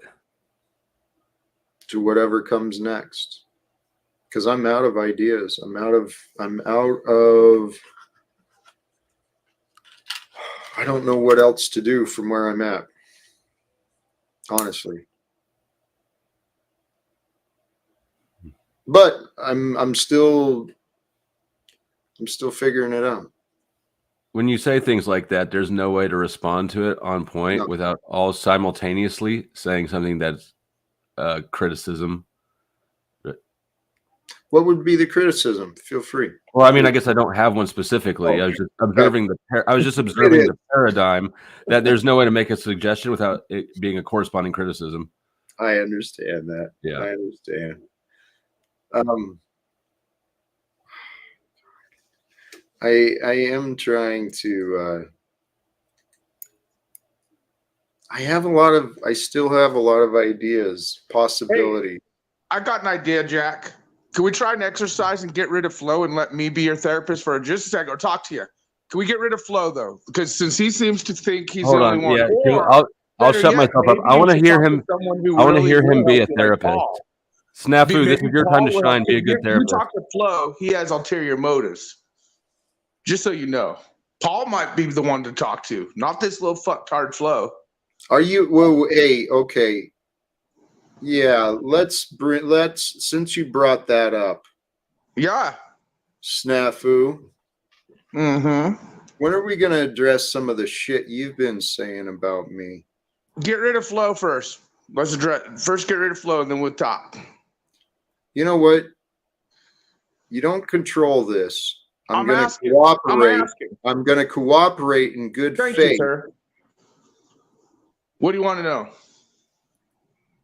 You've said a lot of things about me. You've been Right. enabling. And notice you've changed since you let Flo in your ear. Hey, That's the truth. Snafu, we're talking about you. Okay, so the things I've said to you, when did I start saying those things? That's what I'm trying to put a timeline together for you, Jack. Hey, I'm not here to argue. You're obviously of the opinion you've done fucking nothing wrong towards me. So what is your Flo's in the back? What's your fucking point? What do you got to offer? Do you think that certain people are in your ear for certain reasons without your best intentions? I've always had your best intentions, whether you believe it or not. No, you're lying. You're lying. I've seen how you Paul and others have had your best intentions, whether you believe it or not. Hey, my patience is about done. What else you got? I'm just trying. If you can't handle this, how are you going to handle the UN, You're sir? offering me nothing, dummy. Okay, I'll let Flo continue to feed you bullshit. I'll just go. Yeah, go ahead, because you feed me bullshit. Snaps, you're doing good. Keep going, Snaps. Keep going. No, go ahead and keep feeding them some bullshit, Flo. Snaps. Look what happened. Now Freedom Dick's about to go on a journey to different lands because of this shit. You're doing good, Snafu. Keep going. Peace be unto you, Mr. Freedom Dick. See, Snafu, I allege that you do a lot of things without really thinking them through. And that brings you to places where rather than admitting, oh shit, why did I do this? Maybe I should back off and regroup and figure out what the fuck I'm doing. Rather than do that, Snafu, you just keep going, man. Well, I mean, it's kind of hard because I got to just be real with you. It's not just me. It's many of us have seen you change since you've had some fucktards in your ear. I'm not trying to say that's your fault. Who else agrees with you? We're talking about your dumbass Flo. You're grifting I know, but I want want you to put names to get it. clout off of him. If you're going to invoke the people, then you need to put names to it. We know that Jack is God. Jack is for light and God, right? You're anti-God. Do water and oil mix? Do water and oil mix, Flo? You know I know that you think both of us are anti-God. And the clout and the fucking shit. Yeah, your intentions for Jack aren't fucking pure. My channel's bigger. For Jack aren't pure, Flo. My channel is the biggest one on this panel. You're Oh, who gives you're a here fuck for about class. numbers? Oh. My fucking message is more important than both your fucktard messages. So you Slow. say. Your message is what? Oh, that you're a pedo supporter? You think that's the most important message, the one you just made up? Oh, yeah, for the You have innocent no children. facts Let's or just not evidence. stand up for Hey, innocent dude, children. you're a lie. Hey, Let's dude, not talk for the innocent. Let's just go to the UN together. I'm done with you. Go learn some self-control, Snafu, and then maybe But we he's can helping have the a children. conversation. What's that? But Matthew is helping the children. Matthew is? Oh, that's his name. Oh.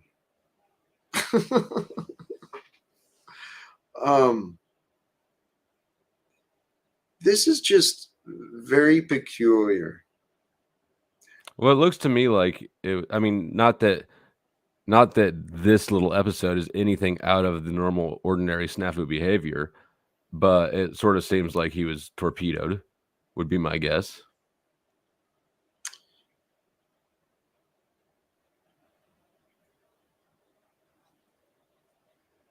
There's a lot of people who are running around and they do things without thinking. Maybe that's what you mean by torpedoing. No, I mean that I would guess that Paul sent him this way. He very much wanted me off panel, and Paul's the one who's helping you. Like, I've never heard Snafu say anything like that ever. Have you? Not very much. Oh, well, you know what? Hold on, I get a phone call.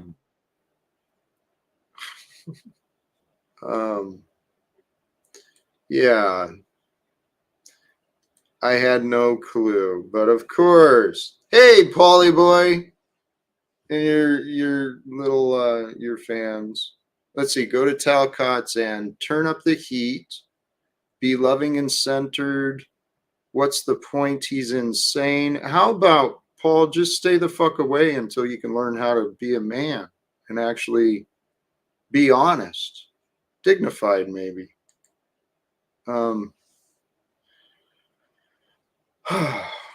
I appreciate the sharing my name, though. At least, people will learn of my name, and then eventually, I just have to overcome the bullshit reputation or first impression they were told to believe.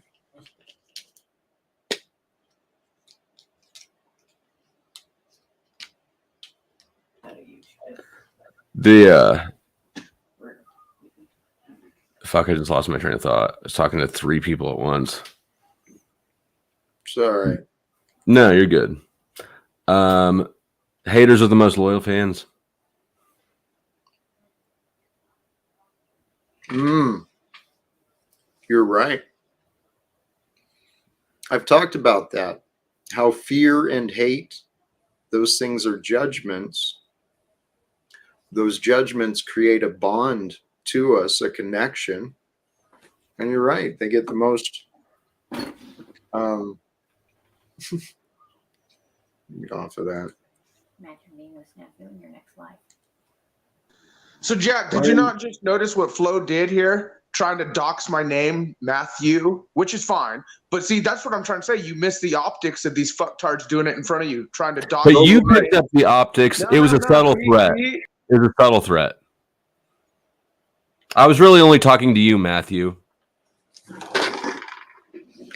And what is your point, Snafu? My point is, so if I started running around saying his name, you're going to backstage me either way for Flo. Hey, Because Snafu. again, if you're going for the anti-God movement, you might as well just deny God now, since Flo's your boy. Your false narratives are unhelpful. Take your happy ass on, Snafu. I mean, What God do you think he serves? He serves his own.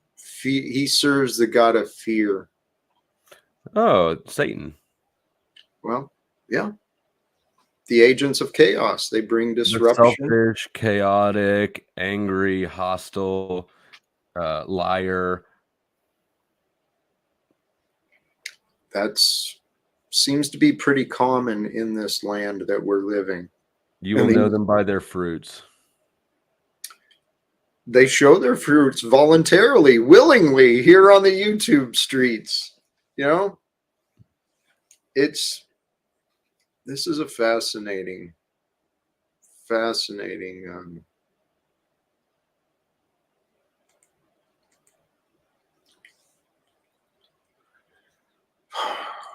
That one also sucks. What's that? Metaphysician. Yeah, I don't know that. Hey, Provo, you know, actually, thank you. I appreciate that reminder. And Flo, I appreciate you being up here. Sure. I'm really comfortable just letting this thing go I don't today. know if that means ending it or continuing it. Actually, I was Hey, leaning Ian, why towards don't you it, talk about but Chad, the combat vet, who said on record says you sniffed gasoline? Notice He's just doing God's work, Snafu, by coming up here and accusing people of not even believable lies. Who the fuck is Chad the combat vet, and why would he know what Ian's doing? And why would he be your business what Ian's doing or his business? And there's a whole lot of there's a whole lot of shit going on with that claim that I don't really want to unpack, but that could be unpacked. I don't even know what to do with it. What's up, TMO? Yeah, welcome, brother. Good to see you. You still floating around on your stream? Oh, it's a fake. Oh yeah, Oh shit, I thought it was a fake. You weren't moving for a second. yeah. We're live at the Machine Lives as well. You know, thank you guys for being here. Right. Because I just learned how to do this. You know, so you know, the other night on Flow State, I came through and then restreamed to my shit. I noticed I could just share the screen, and yeah, but yeah, man.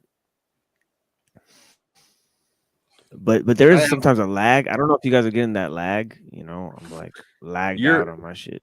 Your image is Yeah, it's it takes it out of the image, but I don't think the audio's lagging. Yeah, there's no way to fix the image. Sorry, guys. No, it's fine. You know, you get the apparition. People don't look at YouTube nearly as much as they listen to it, anyways. That's what I think, especially with these things. Yeah, I mean, 90% of my YouTube consumption is done with my phone in my pocket while I'm doing something else, just listening to it. Hey, sorry, totally off topic from that, but this comment, I didn't even think about that. I didn't pay attention. I did message Paul earlier today, and so I wouldn't be surprised. Paul's probably accusing me of harassing him with text messages, yet little Paulie boy wants to restream. I think Paul is a fan. He's just afraid to admit it. He's a fan of all of us. There's no doubt about it. He instantly knows whatever happened on the panel.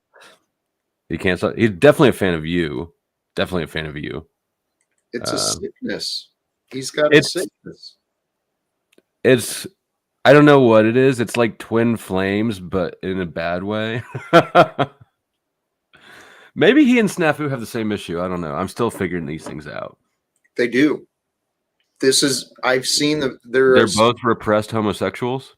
No, I don't. There's similar.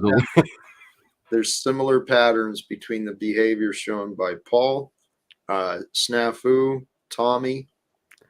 I mean, those are probably the most energetic. Did you see my live stream the other day where you look like you're just coming up with this on your own? This was that observation with those three people was covered in one of my recent live streams. I actually clipped that section out and uploaded it as a short, but then left it unlisted just because, like, I don't know, it just felt unnecessarily kind of like douchey, you know, like it just sort of say antagonistic for no reason. But that's I actually think it's accurate. Machine Lies has had his own people coming out after him. Maybe I should make it public. I don't know. Where's my phone?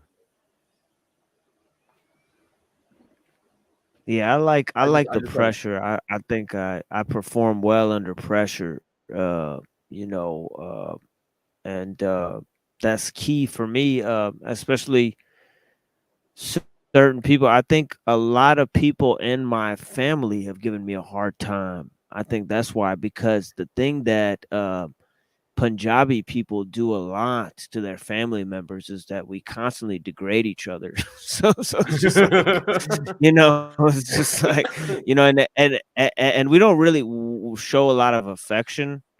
So like, there's a lot of like Punjabi poetry. Like we write some of the greatest love poetry in the world, but like we're really known exterior as like warrior like people. So it's like weird, like like there's no such thing as like PDA in our culture. Like people don't do PDA stuff. Like your parents, like you don't see your parents like kissing each other or anything like that. Like that's never gonna happen. You know what I mean?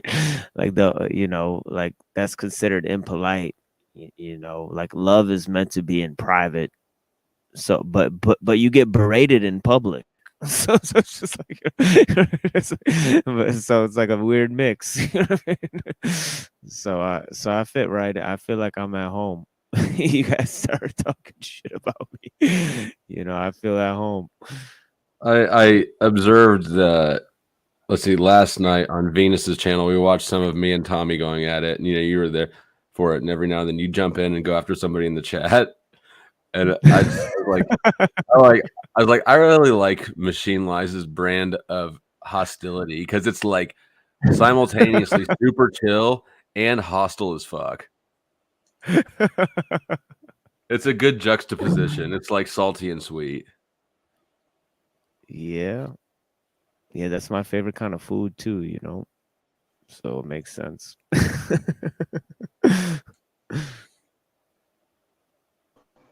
Hey, Flo.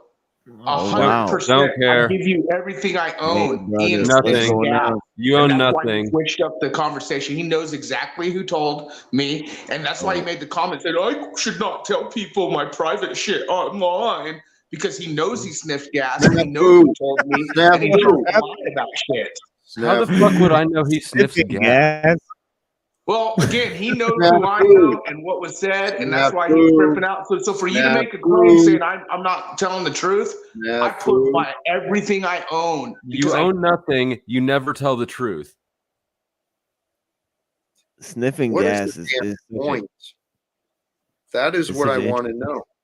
What is the What is point? the point, Jack? Well, it shows you his mental stability. He's a druggie. According to sniffing you, gas. according to Combat you, vets are sitting there. you know what? Piss off, dude. Your fucking narrative. I heard from somebody somewhere that someone did something, and so I'm going to run around and make sure that everybody knows what I think of them. You're a fucking clown, dude. Stop being a clown. There's too much shit in this world for all of this nonsense.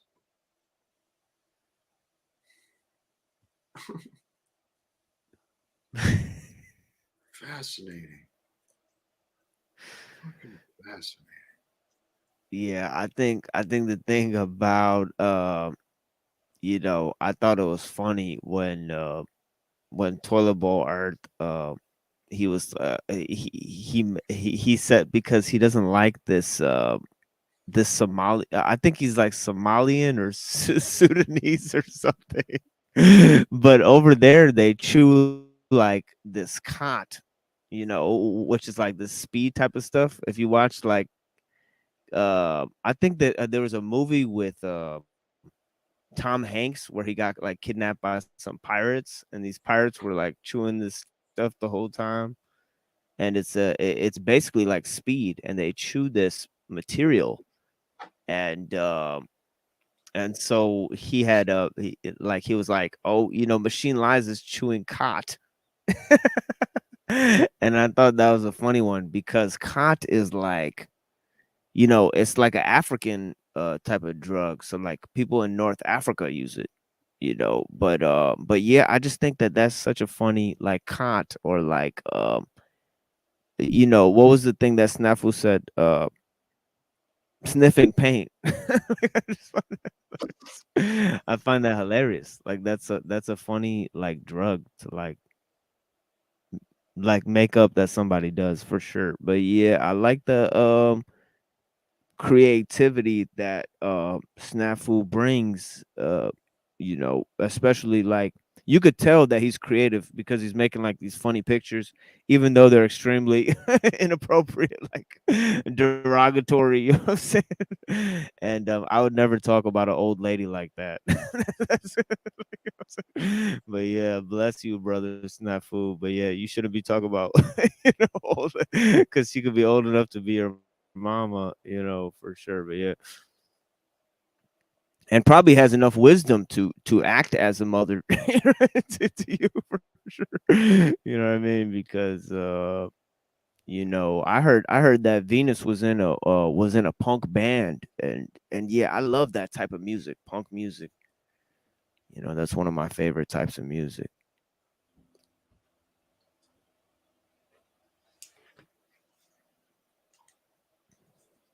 And Hey, on this, are you aware that our police departments get their policies and codes from the UN? Perhaps we should concentrate our efforts on the patrolmen instead of their leaders. Possibly. I don't think there is an organized level from the UN down to the local police departments, but sure, there could be some influence. But we should concentrate our efforts on everybody. Okay. Yeah, go hit up the patrolman. Go and when I see the patrolman, I'll talk to him as well. But in the meantime, I believe there is a path and a way to speak to the people who are issuing the instructions and the training. and I Fix think it. I think fundamentally there's a logical misstep there. If the policemen are controlled by the UN, why would you go to the policemen? They're already controlled. You know, you just said that, so I think it's you know, wouldn't you just go to the UN because those are the people that you need to change? You know, because it's like they control the policemen. You just said it, so I think you know, it's a wild statement for real. But yeah, bless you, Clint, man. You know, you got your thinking cap Hey, on. I like that. respect to you, Mr. TLM.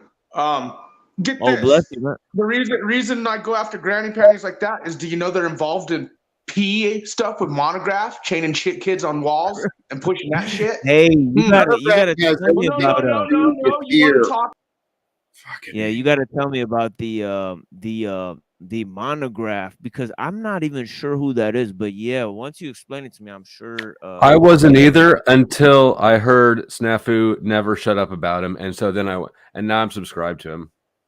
It's weird. what It's crazy. is the deal with that? What is he talking about, dude? Did you You get know, I any really still don't even know much about Monograph. Like I looked him up out of curiosity, but like I don't know. As far as I can tell, he's just kind of like an OG nerd who's got a sassy attitude. I don't know who he is. I would still probably never have heard of him if it weren't for Snafu being so ineffective at being angry at people. Yeah, I know Snafu wants to come up and tell us all about Monograph, but frankly, I No, don't he's going to tell us shit. about ourselves. He's going to tell us about I if Monograph is those things that he claims he is, which I still haven't seen any evidence of it, just the claim, then who's really supporting them? people promoting him. Right.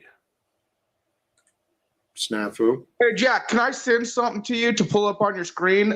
Evidence that Flo wants about him being questioned by I've the seen the pedophile thing where task that force. person's wearing a mask. Are you talking Maybe about I'll the one where send the person's evidence wearing a of mask? it.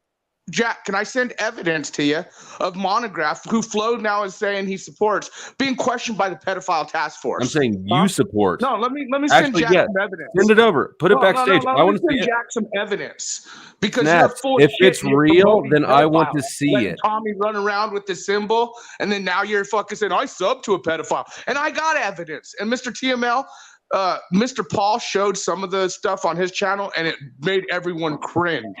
This guy is fucking into the B system, ritualistic, big racketeering criminal. It has nothing to do with us right And here. it's funny Snafu. because I got evidence, Mr. Talcott. Let me pull it up so Flo could be educated here for you. That's what I was asking for. Will you put the link backstage? Nobody wants to hear you talk about it. Just do it. Yeah, I think tomorrow, like 4 hours into my show, I'm gonna be having a special guest. But after that, I'm gonna have an open panel, and you could drop me those links and stuff. You know, you can expose that information on my show. I would love to explain because most And of you guys if I'm wrong, ahead. if Yeah, I'm go ahead. wrong, then I'm wrong, and I'll retract it.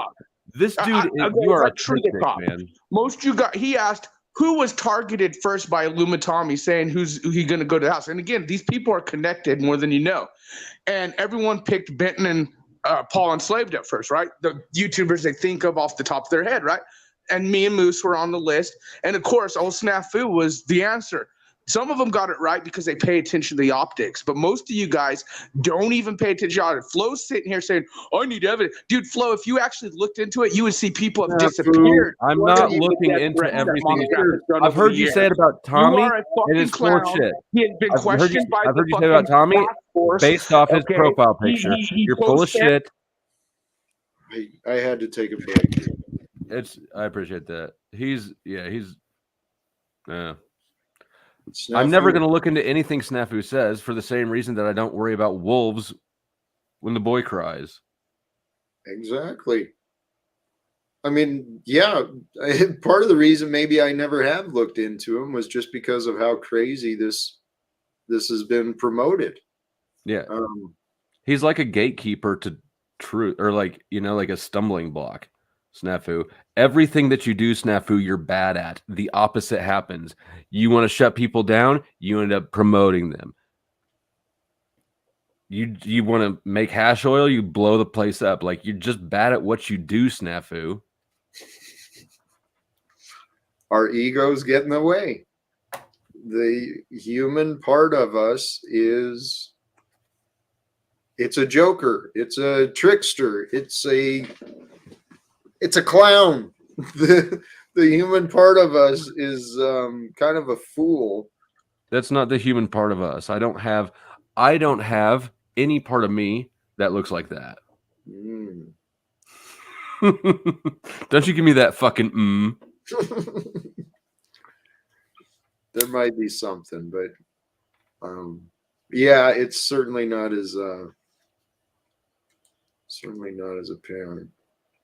All right, so he dropped a link in the back. I'm not going to bring it up.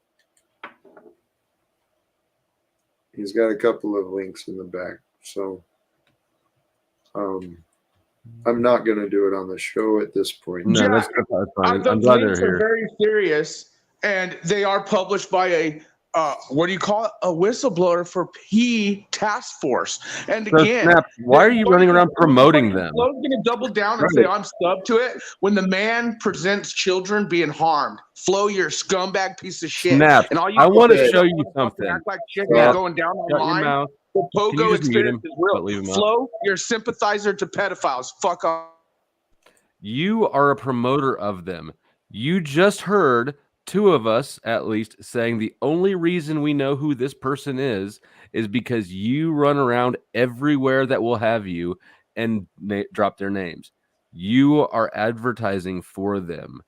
I'm going to read these articles. If they check out, then I'll unsubscribe and not have anything to do with them. If they don't, but if they do check out, I wonder why it took this fucking long for them to come up. I mean, the dude can never shut the fuck up about him, and he's got a channel. But he's like withholding the evidence. Get the fuck out of here, Snafu. This is your own incompetence. You suck at everything you do. That's what I was just saying.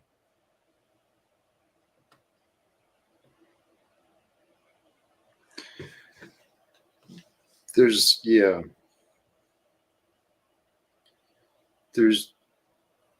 what these are is a fixation, right?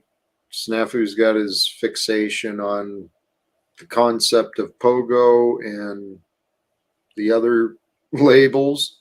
Which we should, I don't feel like unpacking, but I feel No. like you could unpack that. it certainly makes you wonder. It brings some questions because that's how this reality works. There's significance in our patterns, and people don't see their patterns. Like when somebody really hates gay people, what's the first thing that you think about them? They're probably gay. Gotcha. Yes, the projection, right.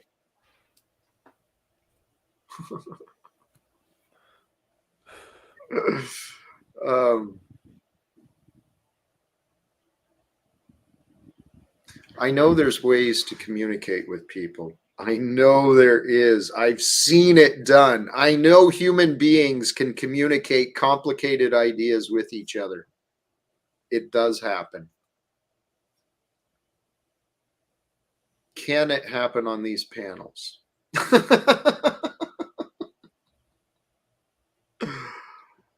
That's the question for the future. Hey, Raylene. Thank you. Fiat and some Dookie, I guess. Thank you. I wonder if that's somebody sent me a Cash App the other day that said 4 and it had the poop emoji. I wonder if that was the same person. Interesting. Could be.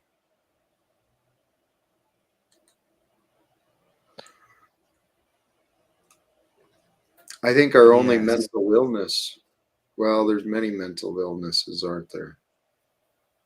TML, were you in on that?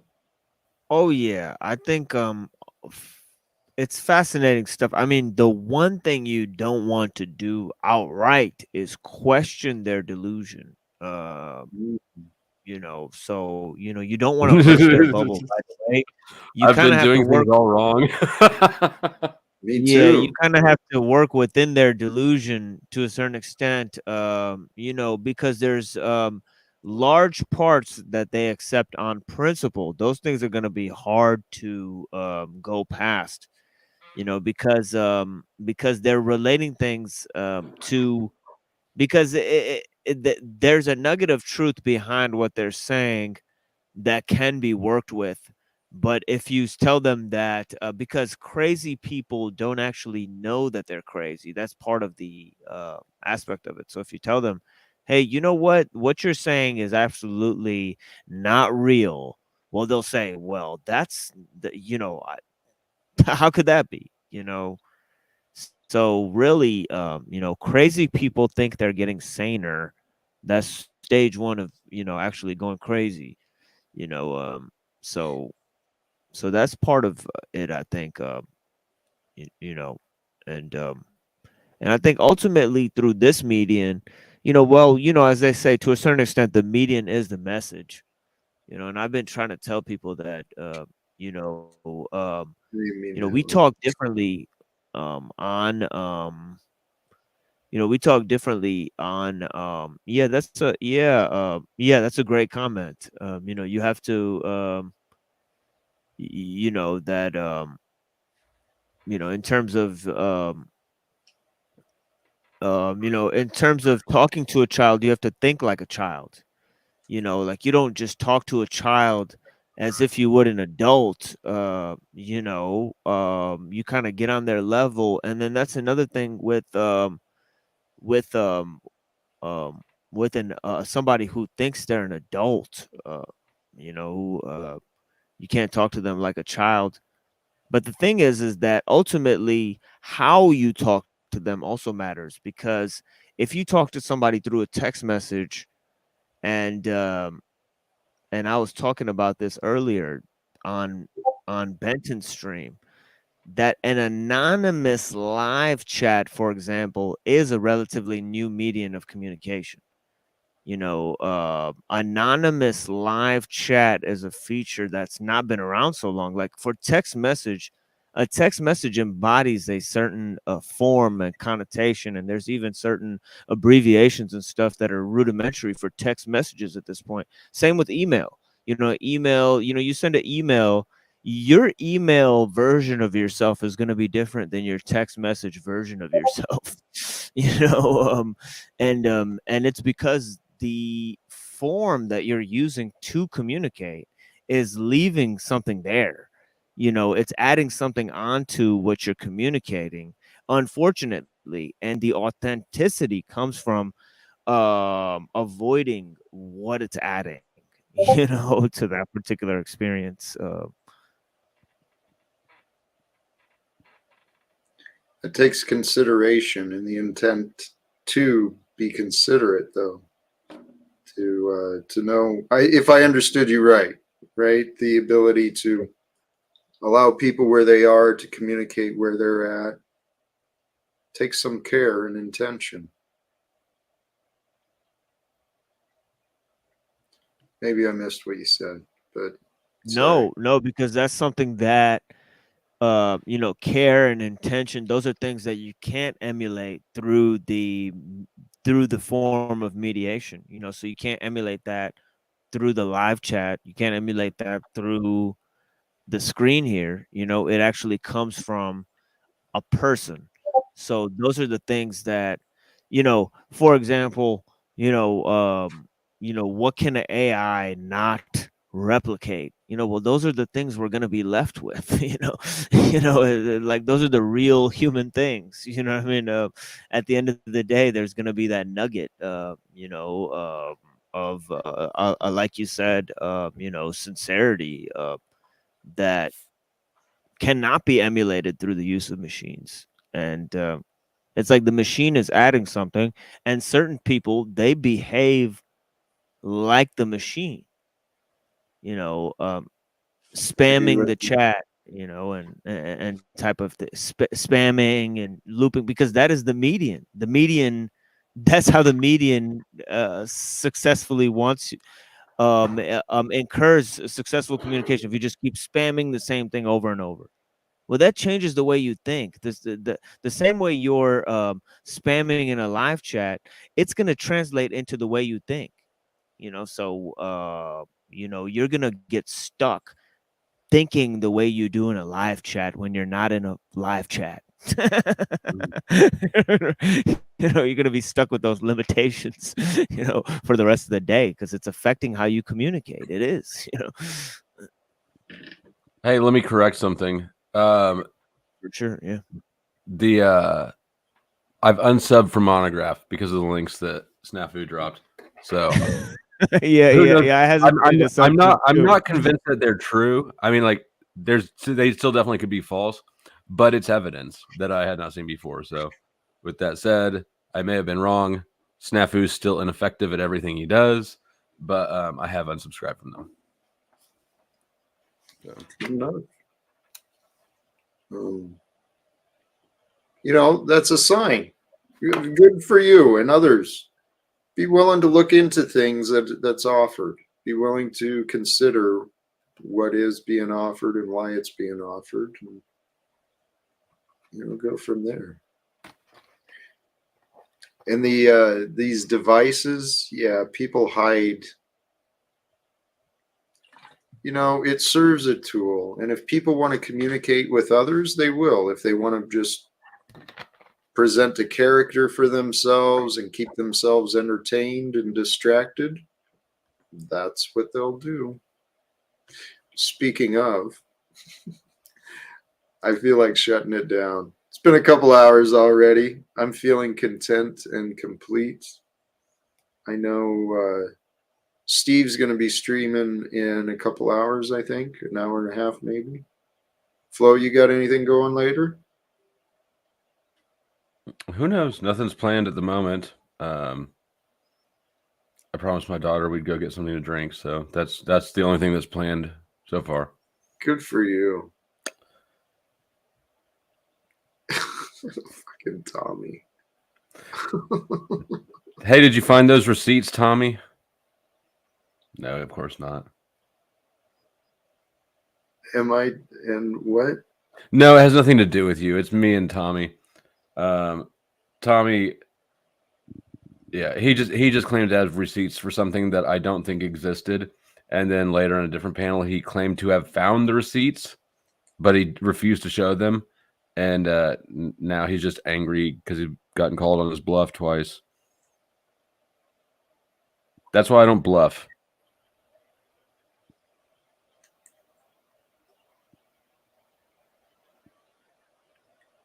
Aw. There isn't that sentence.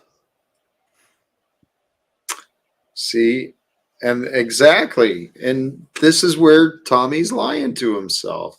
Yep. There is a Tommy in flow state because it's there in the words created You by just showed Tommy. it to us. Yeah.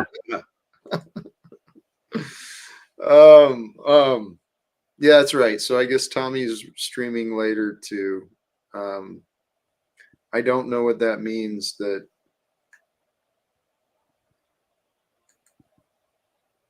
being tagged in your live.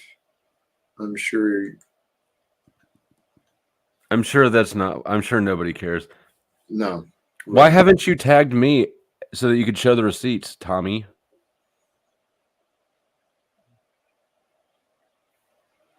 Oh, our conversation today inspired me to go ahead and take that short I was referring to earlier live. The one where Tommy and Snafu and Paul are I respect what you just said, Flo. Appreciate it. Thank you for at least, and that's what I'm saying, Jack. I'm surprised. The evidence is out there for most of you guys, and you wonder why the death threats, I take it more real. Flo, this is more deeper than you know, and it's realer than you know, whether you want to like me or not. It's because we've uncovered some of the most nefarious fucking shit there is, and it's real. I got plenty more where that comes from if you guys do want to dig deep. And for Flo to even just say what he said, it should show you what I'm going through and what we've been saying, because when you uncover these criminals and their nefarious shit, they will go on the attack. So Snafu, Flo, thanks for being real on that one. Sure. Can I give you some another thought in the same vein though? Part of the thing in my own mind that made me assume everything that you said was bullshit is the way that you went after Tommy for the P word, just because of. But see, you got to realize Tommy was in Monograph shit. Tommy was part of them when they were on the attack, and when we started getting death threats, I'm going to bury your body. This, that, Venus and Tommy, they're part of Mr. Monograph's little crew. So this is. I don't know. I don't know all the lore. I'm just telling you your optics. I get it.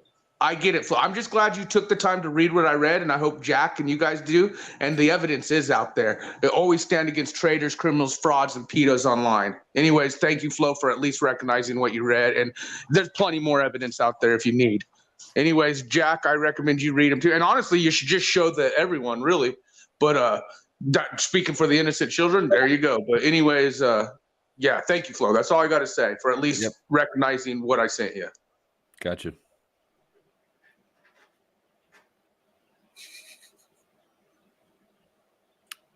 Snafu and I just cupcaked. Look what you did. You ended any wars one cupcake at a time. That's how we'll get it done.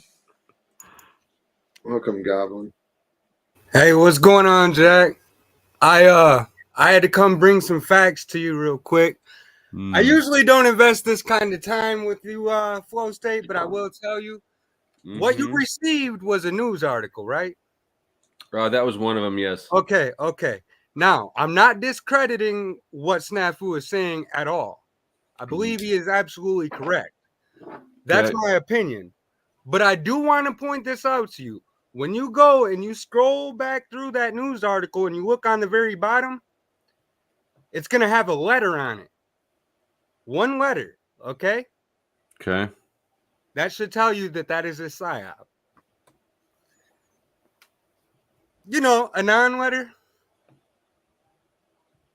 You know what I'm talking about. Oh, okay. I understand what you're alluding to.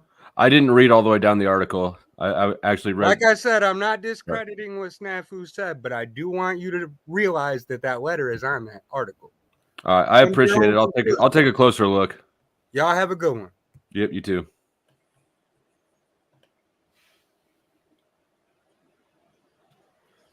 Strange things. Yeah, and somebody in my chat said that this person had intentionally seeded I guess untruthful information about themselves online, so it'd be impossible to find them. So that could be the case, as well. So, there's many different conclusions one could reach from a piece of evidence, of course. Yeah, these things are far from proof. You know what I mean? But I don't know. Like I've said before, the internet, it seems at some point, like overnight, the internet went from being the place where you could find information on anything at your fingertips to the place where you can't trust anything you see at all. So, And that is, it's a point that ultimately, because the tagline here is paranoid chilling, so, definitely there is a type of vigilance, that needs to be had. But at the same time, it needs effectiveness. yeah.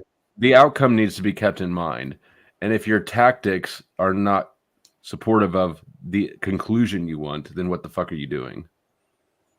Yeah, well, vigilance, it has to be an internal resource, because otherwise the extreme externalization of your own fears is solid projection of false reality, onto like what's going on. Jack looks like he smells a fart. No, I was trying to pull up an image. Was it William Casey? Are you watching us, Katie? Are you watching us? My girlfriend just giggled when I said that Jack looks like he smelled a fart. No, I was pulling up that quote. We'll know our disinformation program is complete when everything the American public believes is false.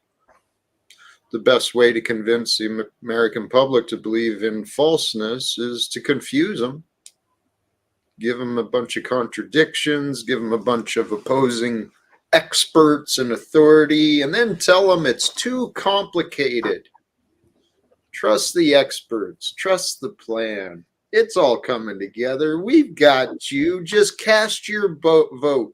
Make sure to get out and vote, people. Fucking A. The government's been lying to us a long time, and the government is people. I mean, William Casey, CIA director, I don't know what years. This is the website said that was 1981. So go ahead. Machine lies. Oh no, I was just gonna say it's a fascinating quote. For sure. It's sickness. This is what government officials have been thinking about. How to confuse, how to deceive, how to manipulate, overthrow. It really is. It's the work of the demonic forces. The same ones that demonize business owners and the system that allow business owners, but props up celebrities and politicians. Okay, I got you. that's a sickness. It really is. We should not be doing this. This is not how humanity is intended to live. But the brilliance, yeah. Go ahead. No, I was just gonna say that the brilliance of the quote lies in this fact that he sees that that deception actually works a lot more effectively if people don't teach you wrong things, but just get you to question those things you already believe are to be right. That's where we give up ground. It's not that where that we're giving up ground to things that aren't important. It's not that we're adding shit on that's unnecessary. And that's how most people perceive it. That the problem is how they're perceiving the problems. It also shows that deception for its own sake is effective in helping along deception for a purpose.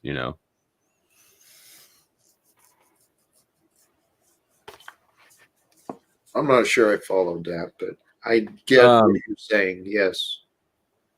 Yeah, basically that if people aren't grounded in reality, if people believe lies that don't matter, then when you tell them a lie that does matter, they'll accept it easier because they're already confused about where they're at. Yes.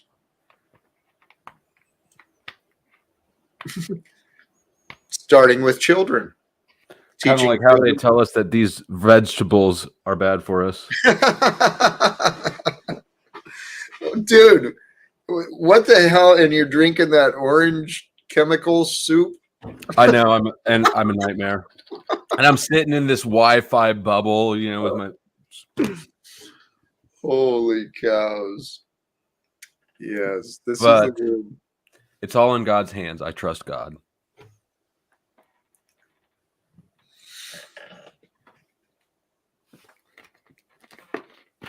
You're jealous of my orange soda, aren't you? I used to love orange soda. I haven't had that in a long time. I don't mean to be the devil on your shoulder. Hey, you know what? You've got to quit cigarettes. You can't. This is no time to start drinking pop. You'll get fat as hell. Or no, to chew or whatever your nicotine fix was. But yeah, don't substitute it with pop, or you'll turn into Jack the Blimp. I'm going overboard with the gum. Yeah, a little bit. But I actually thought about that earlier today. All right, so I'm replacing one addiction with another, the nicotine to the gum. I'm already sick of the gum, so I'm sure I'll be able to quit the gum real easy. But I'm going to use it as a crutch for a little bit. Hey, I do feel like shutting down, though. It's Friday night. I'm going to go figure out what to do. I don't know if I'll be online or out in the town. Well, if you're out in the town, then don't be online. Adios. It's good advice. Thank you, Flo. I appreciate it, brother. Machine Lies. Yeah, I'm just, I'm feeling emotionally desolate at this time, but I want to be there for the people, and that's what's giving me great strength. Is that I know that I want to provide something to someone. And if I don't have, I'm one of those guys. If I'm not taking care of my wife, I have to take care of something else, and or someone else, that needs my help in a comparable sense. And it's how it is. Idle hands cause mischief, and boredom. There's a crisis of boredom as much as there's a crisis of empathy and loneliness in our time, because of the externalization of our means, our egos, our sensibilities into channeled,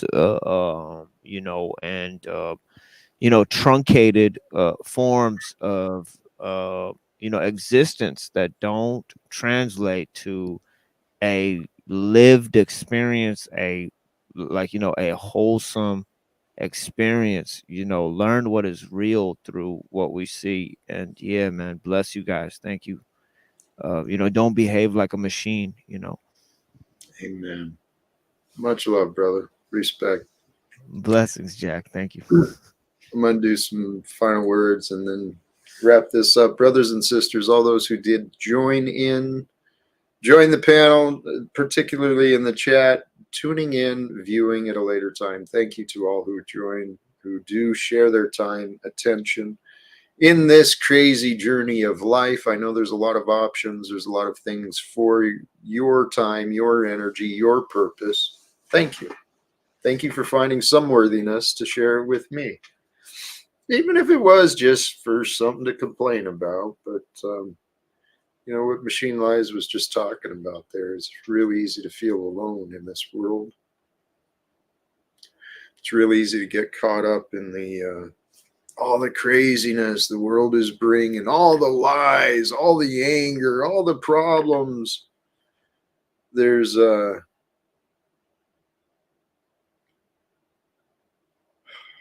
Snafu, Venus, I mean, children, grown children behaving as children. I guess that's what children do, is it not? Please, Father, forgive these children. They know not what they do.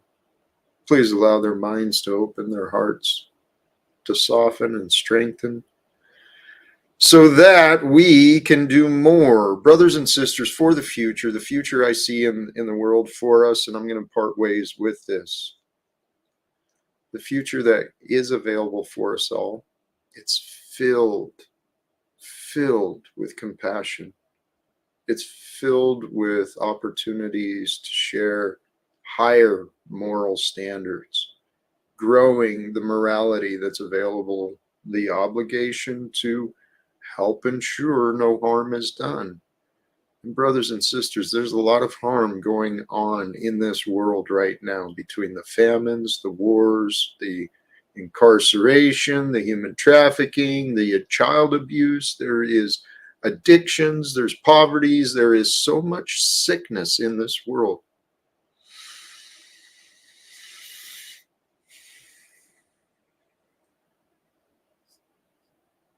It can weigh you down. I used to let that stuff weigh me down. I care very deeply about what the world can bring, what the world has to offer. And I know what is available is a world with compassion, where morality is shared, recognized, where we don't turn blind eyes. Oh, I can't help them. Oh, they're too far away. They're not part of me. I don't have to care about those people. Where we have an unconditional love, where we have a true freedom, a freedom from fear, a freedom from the guilts and the burdens of a heavy conscience. We free our mind and our spirit of the burden of emotional bonds, emotional baggage, when we choose to fill ourselves with truth. And the best way to fill yourself with truth is with compassion. And the only way to fill yourself with anything is to empty yourself, to become humble, to become less so that you may fill, and to become more. And when we become more right now, and this is the point, I'm going to give this last point and then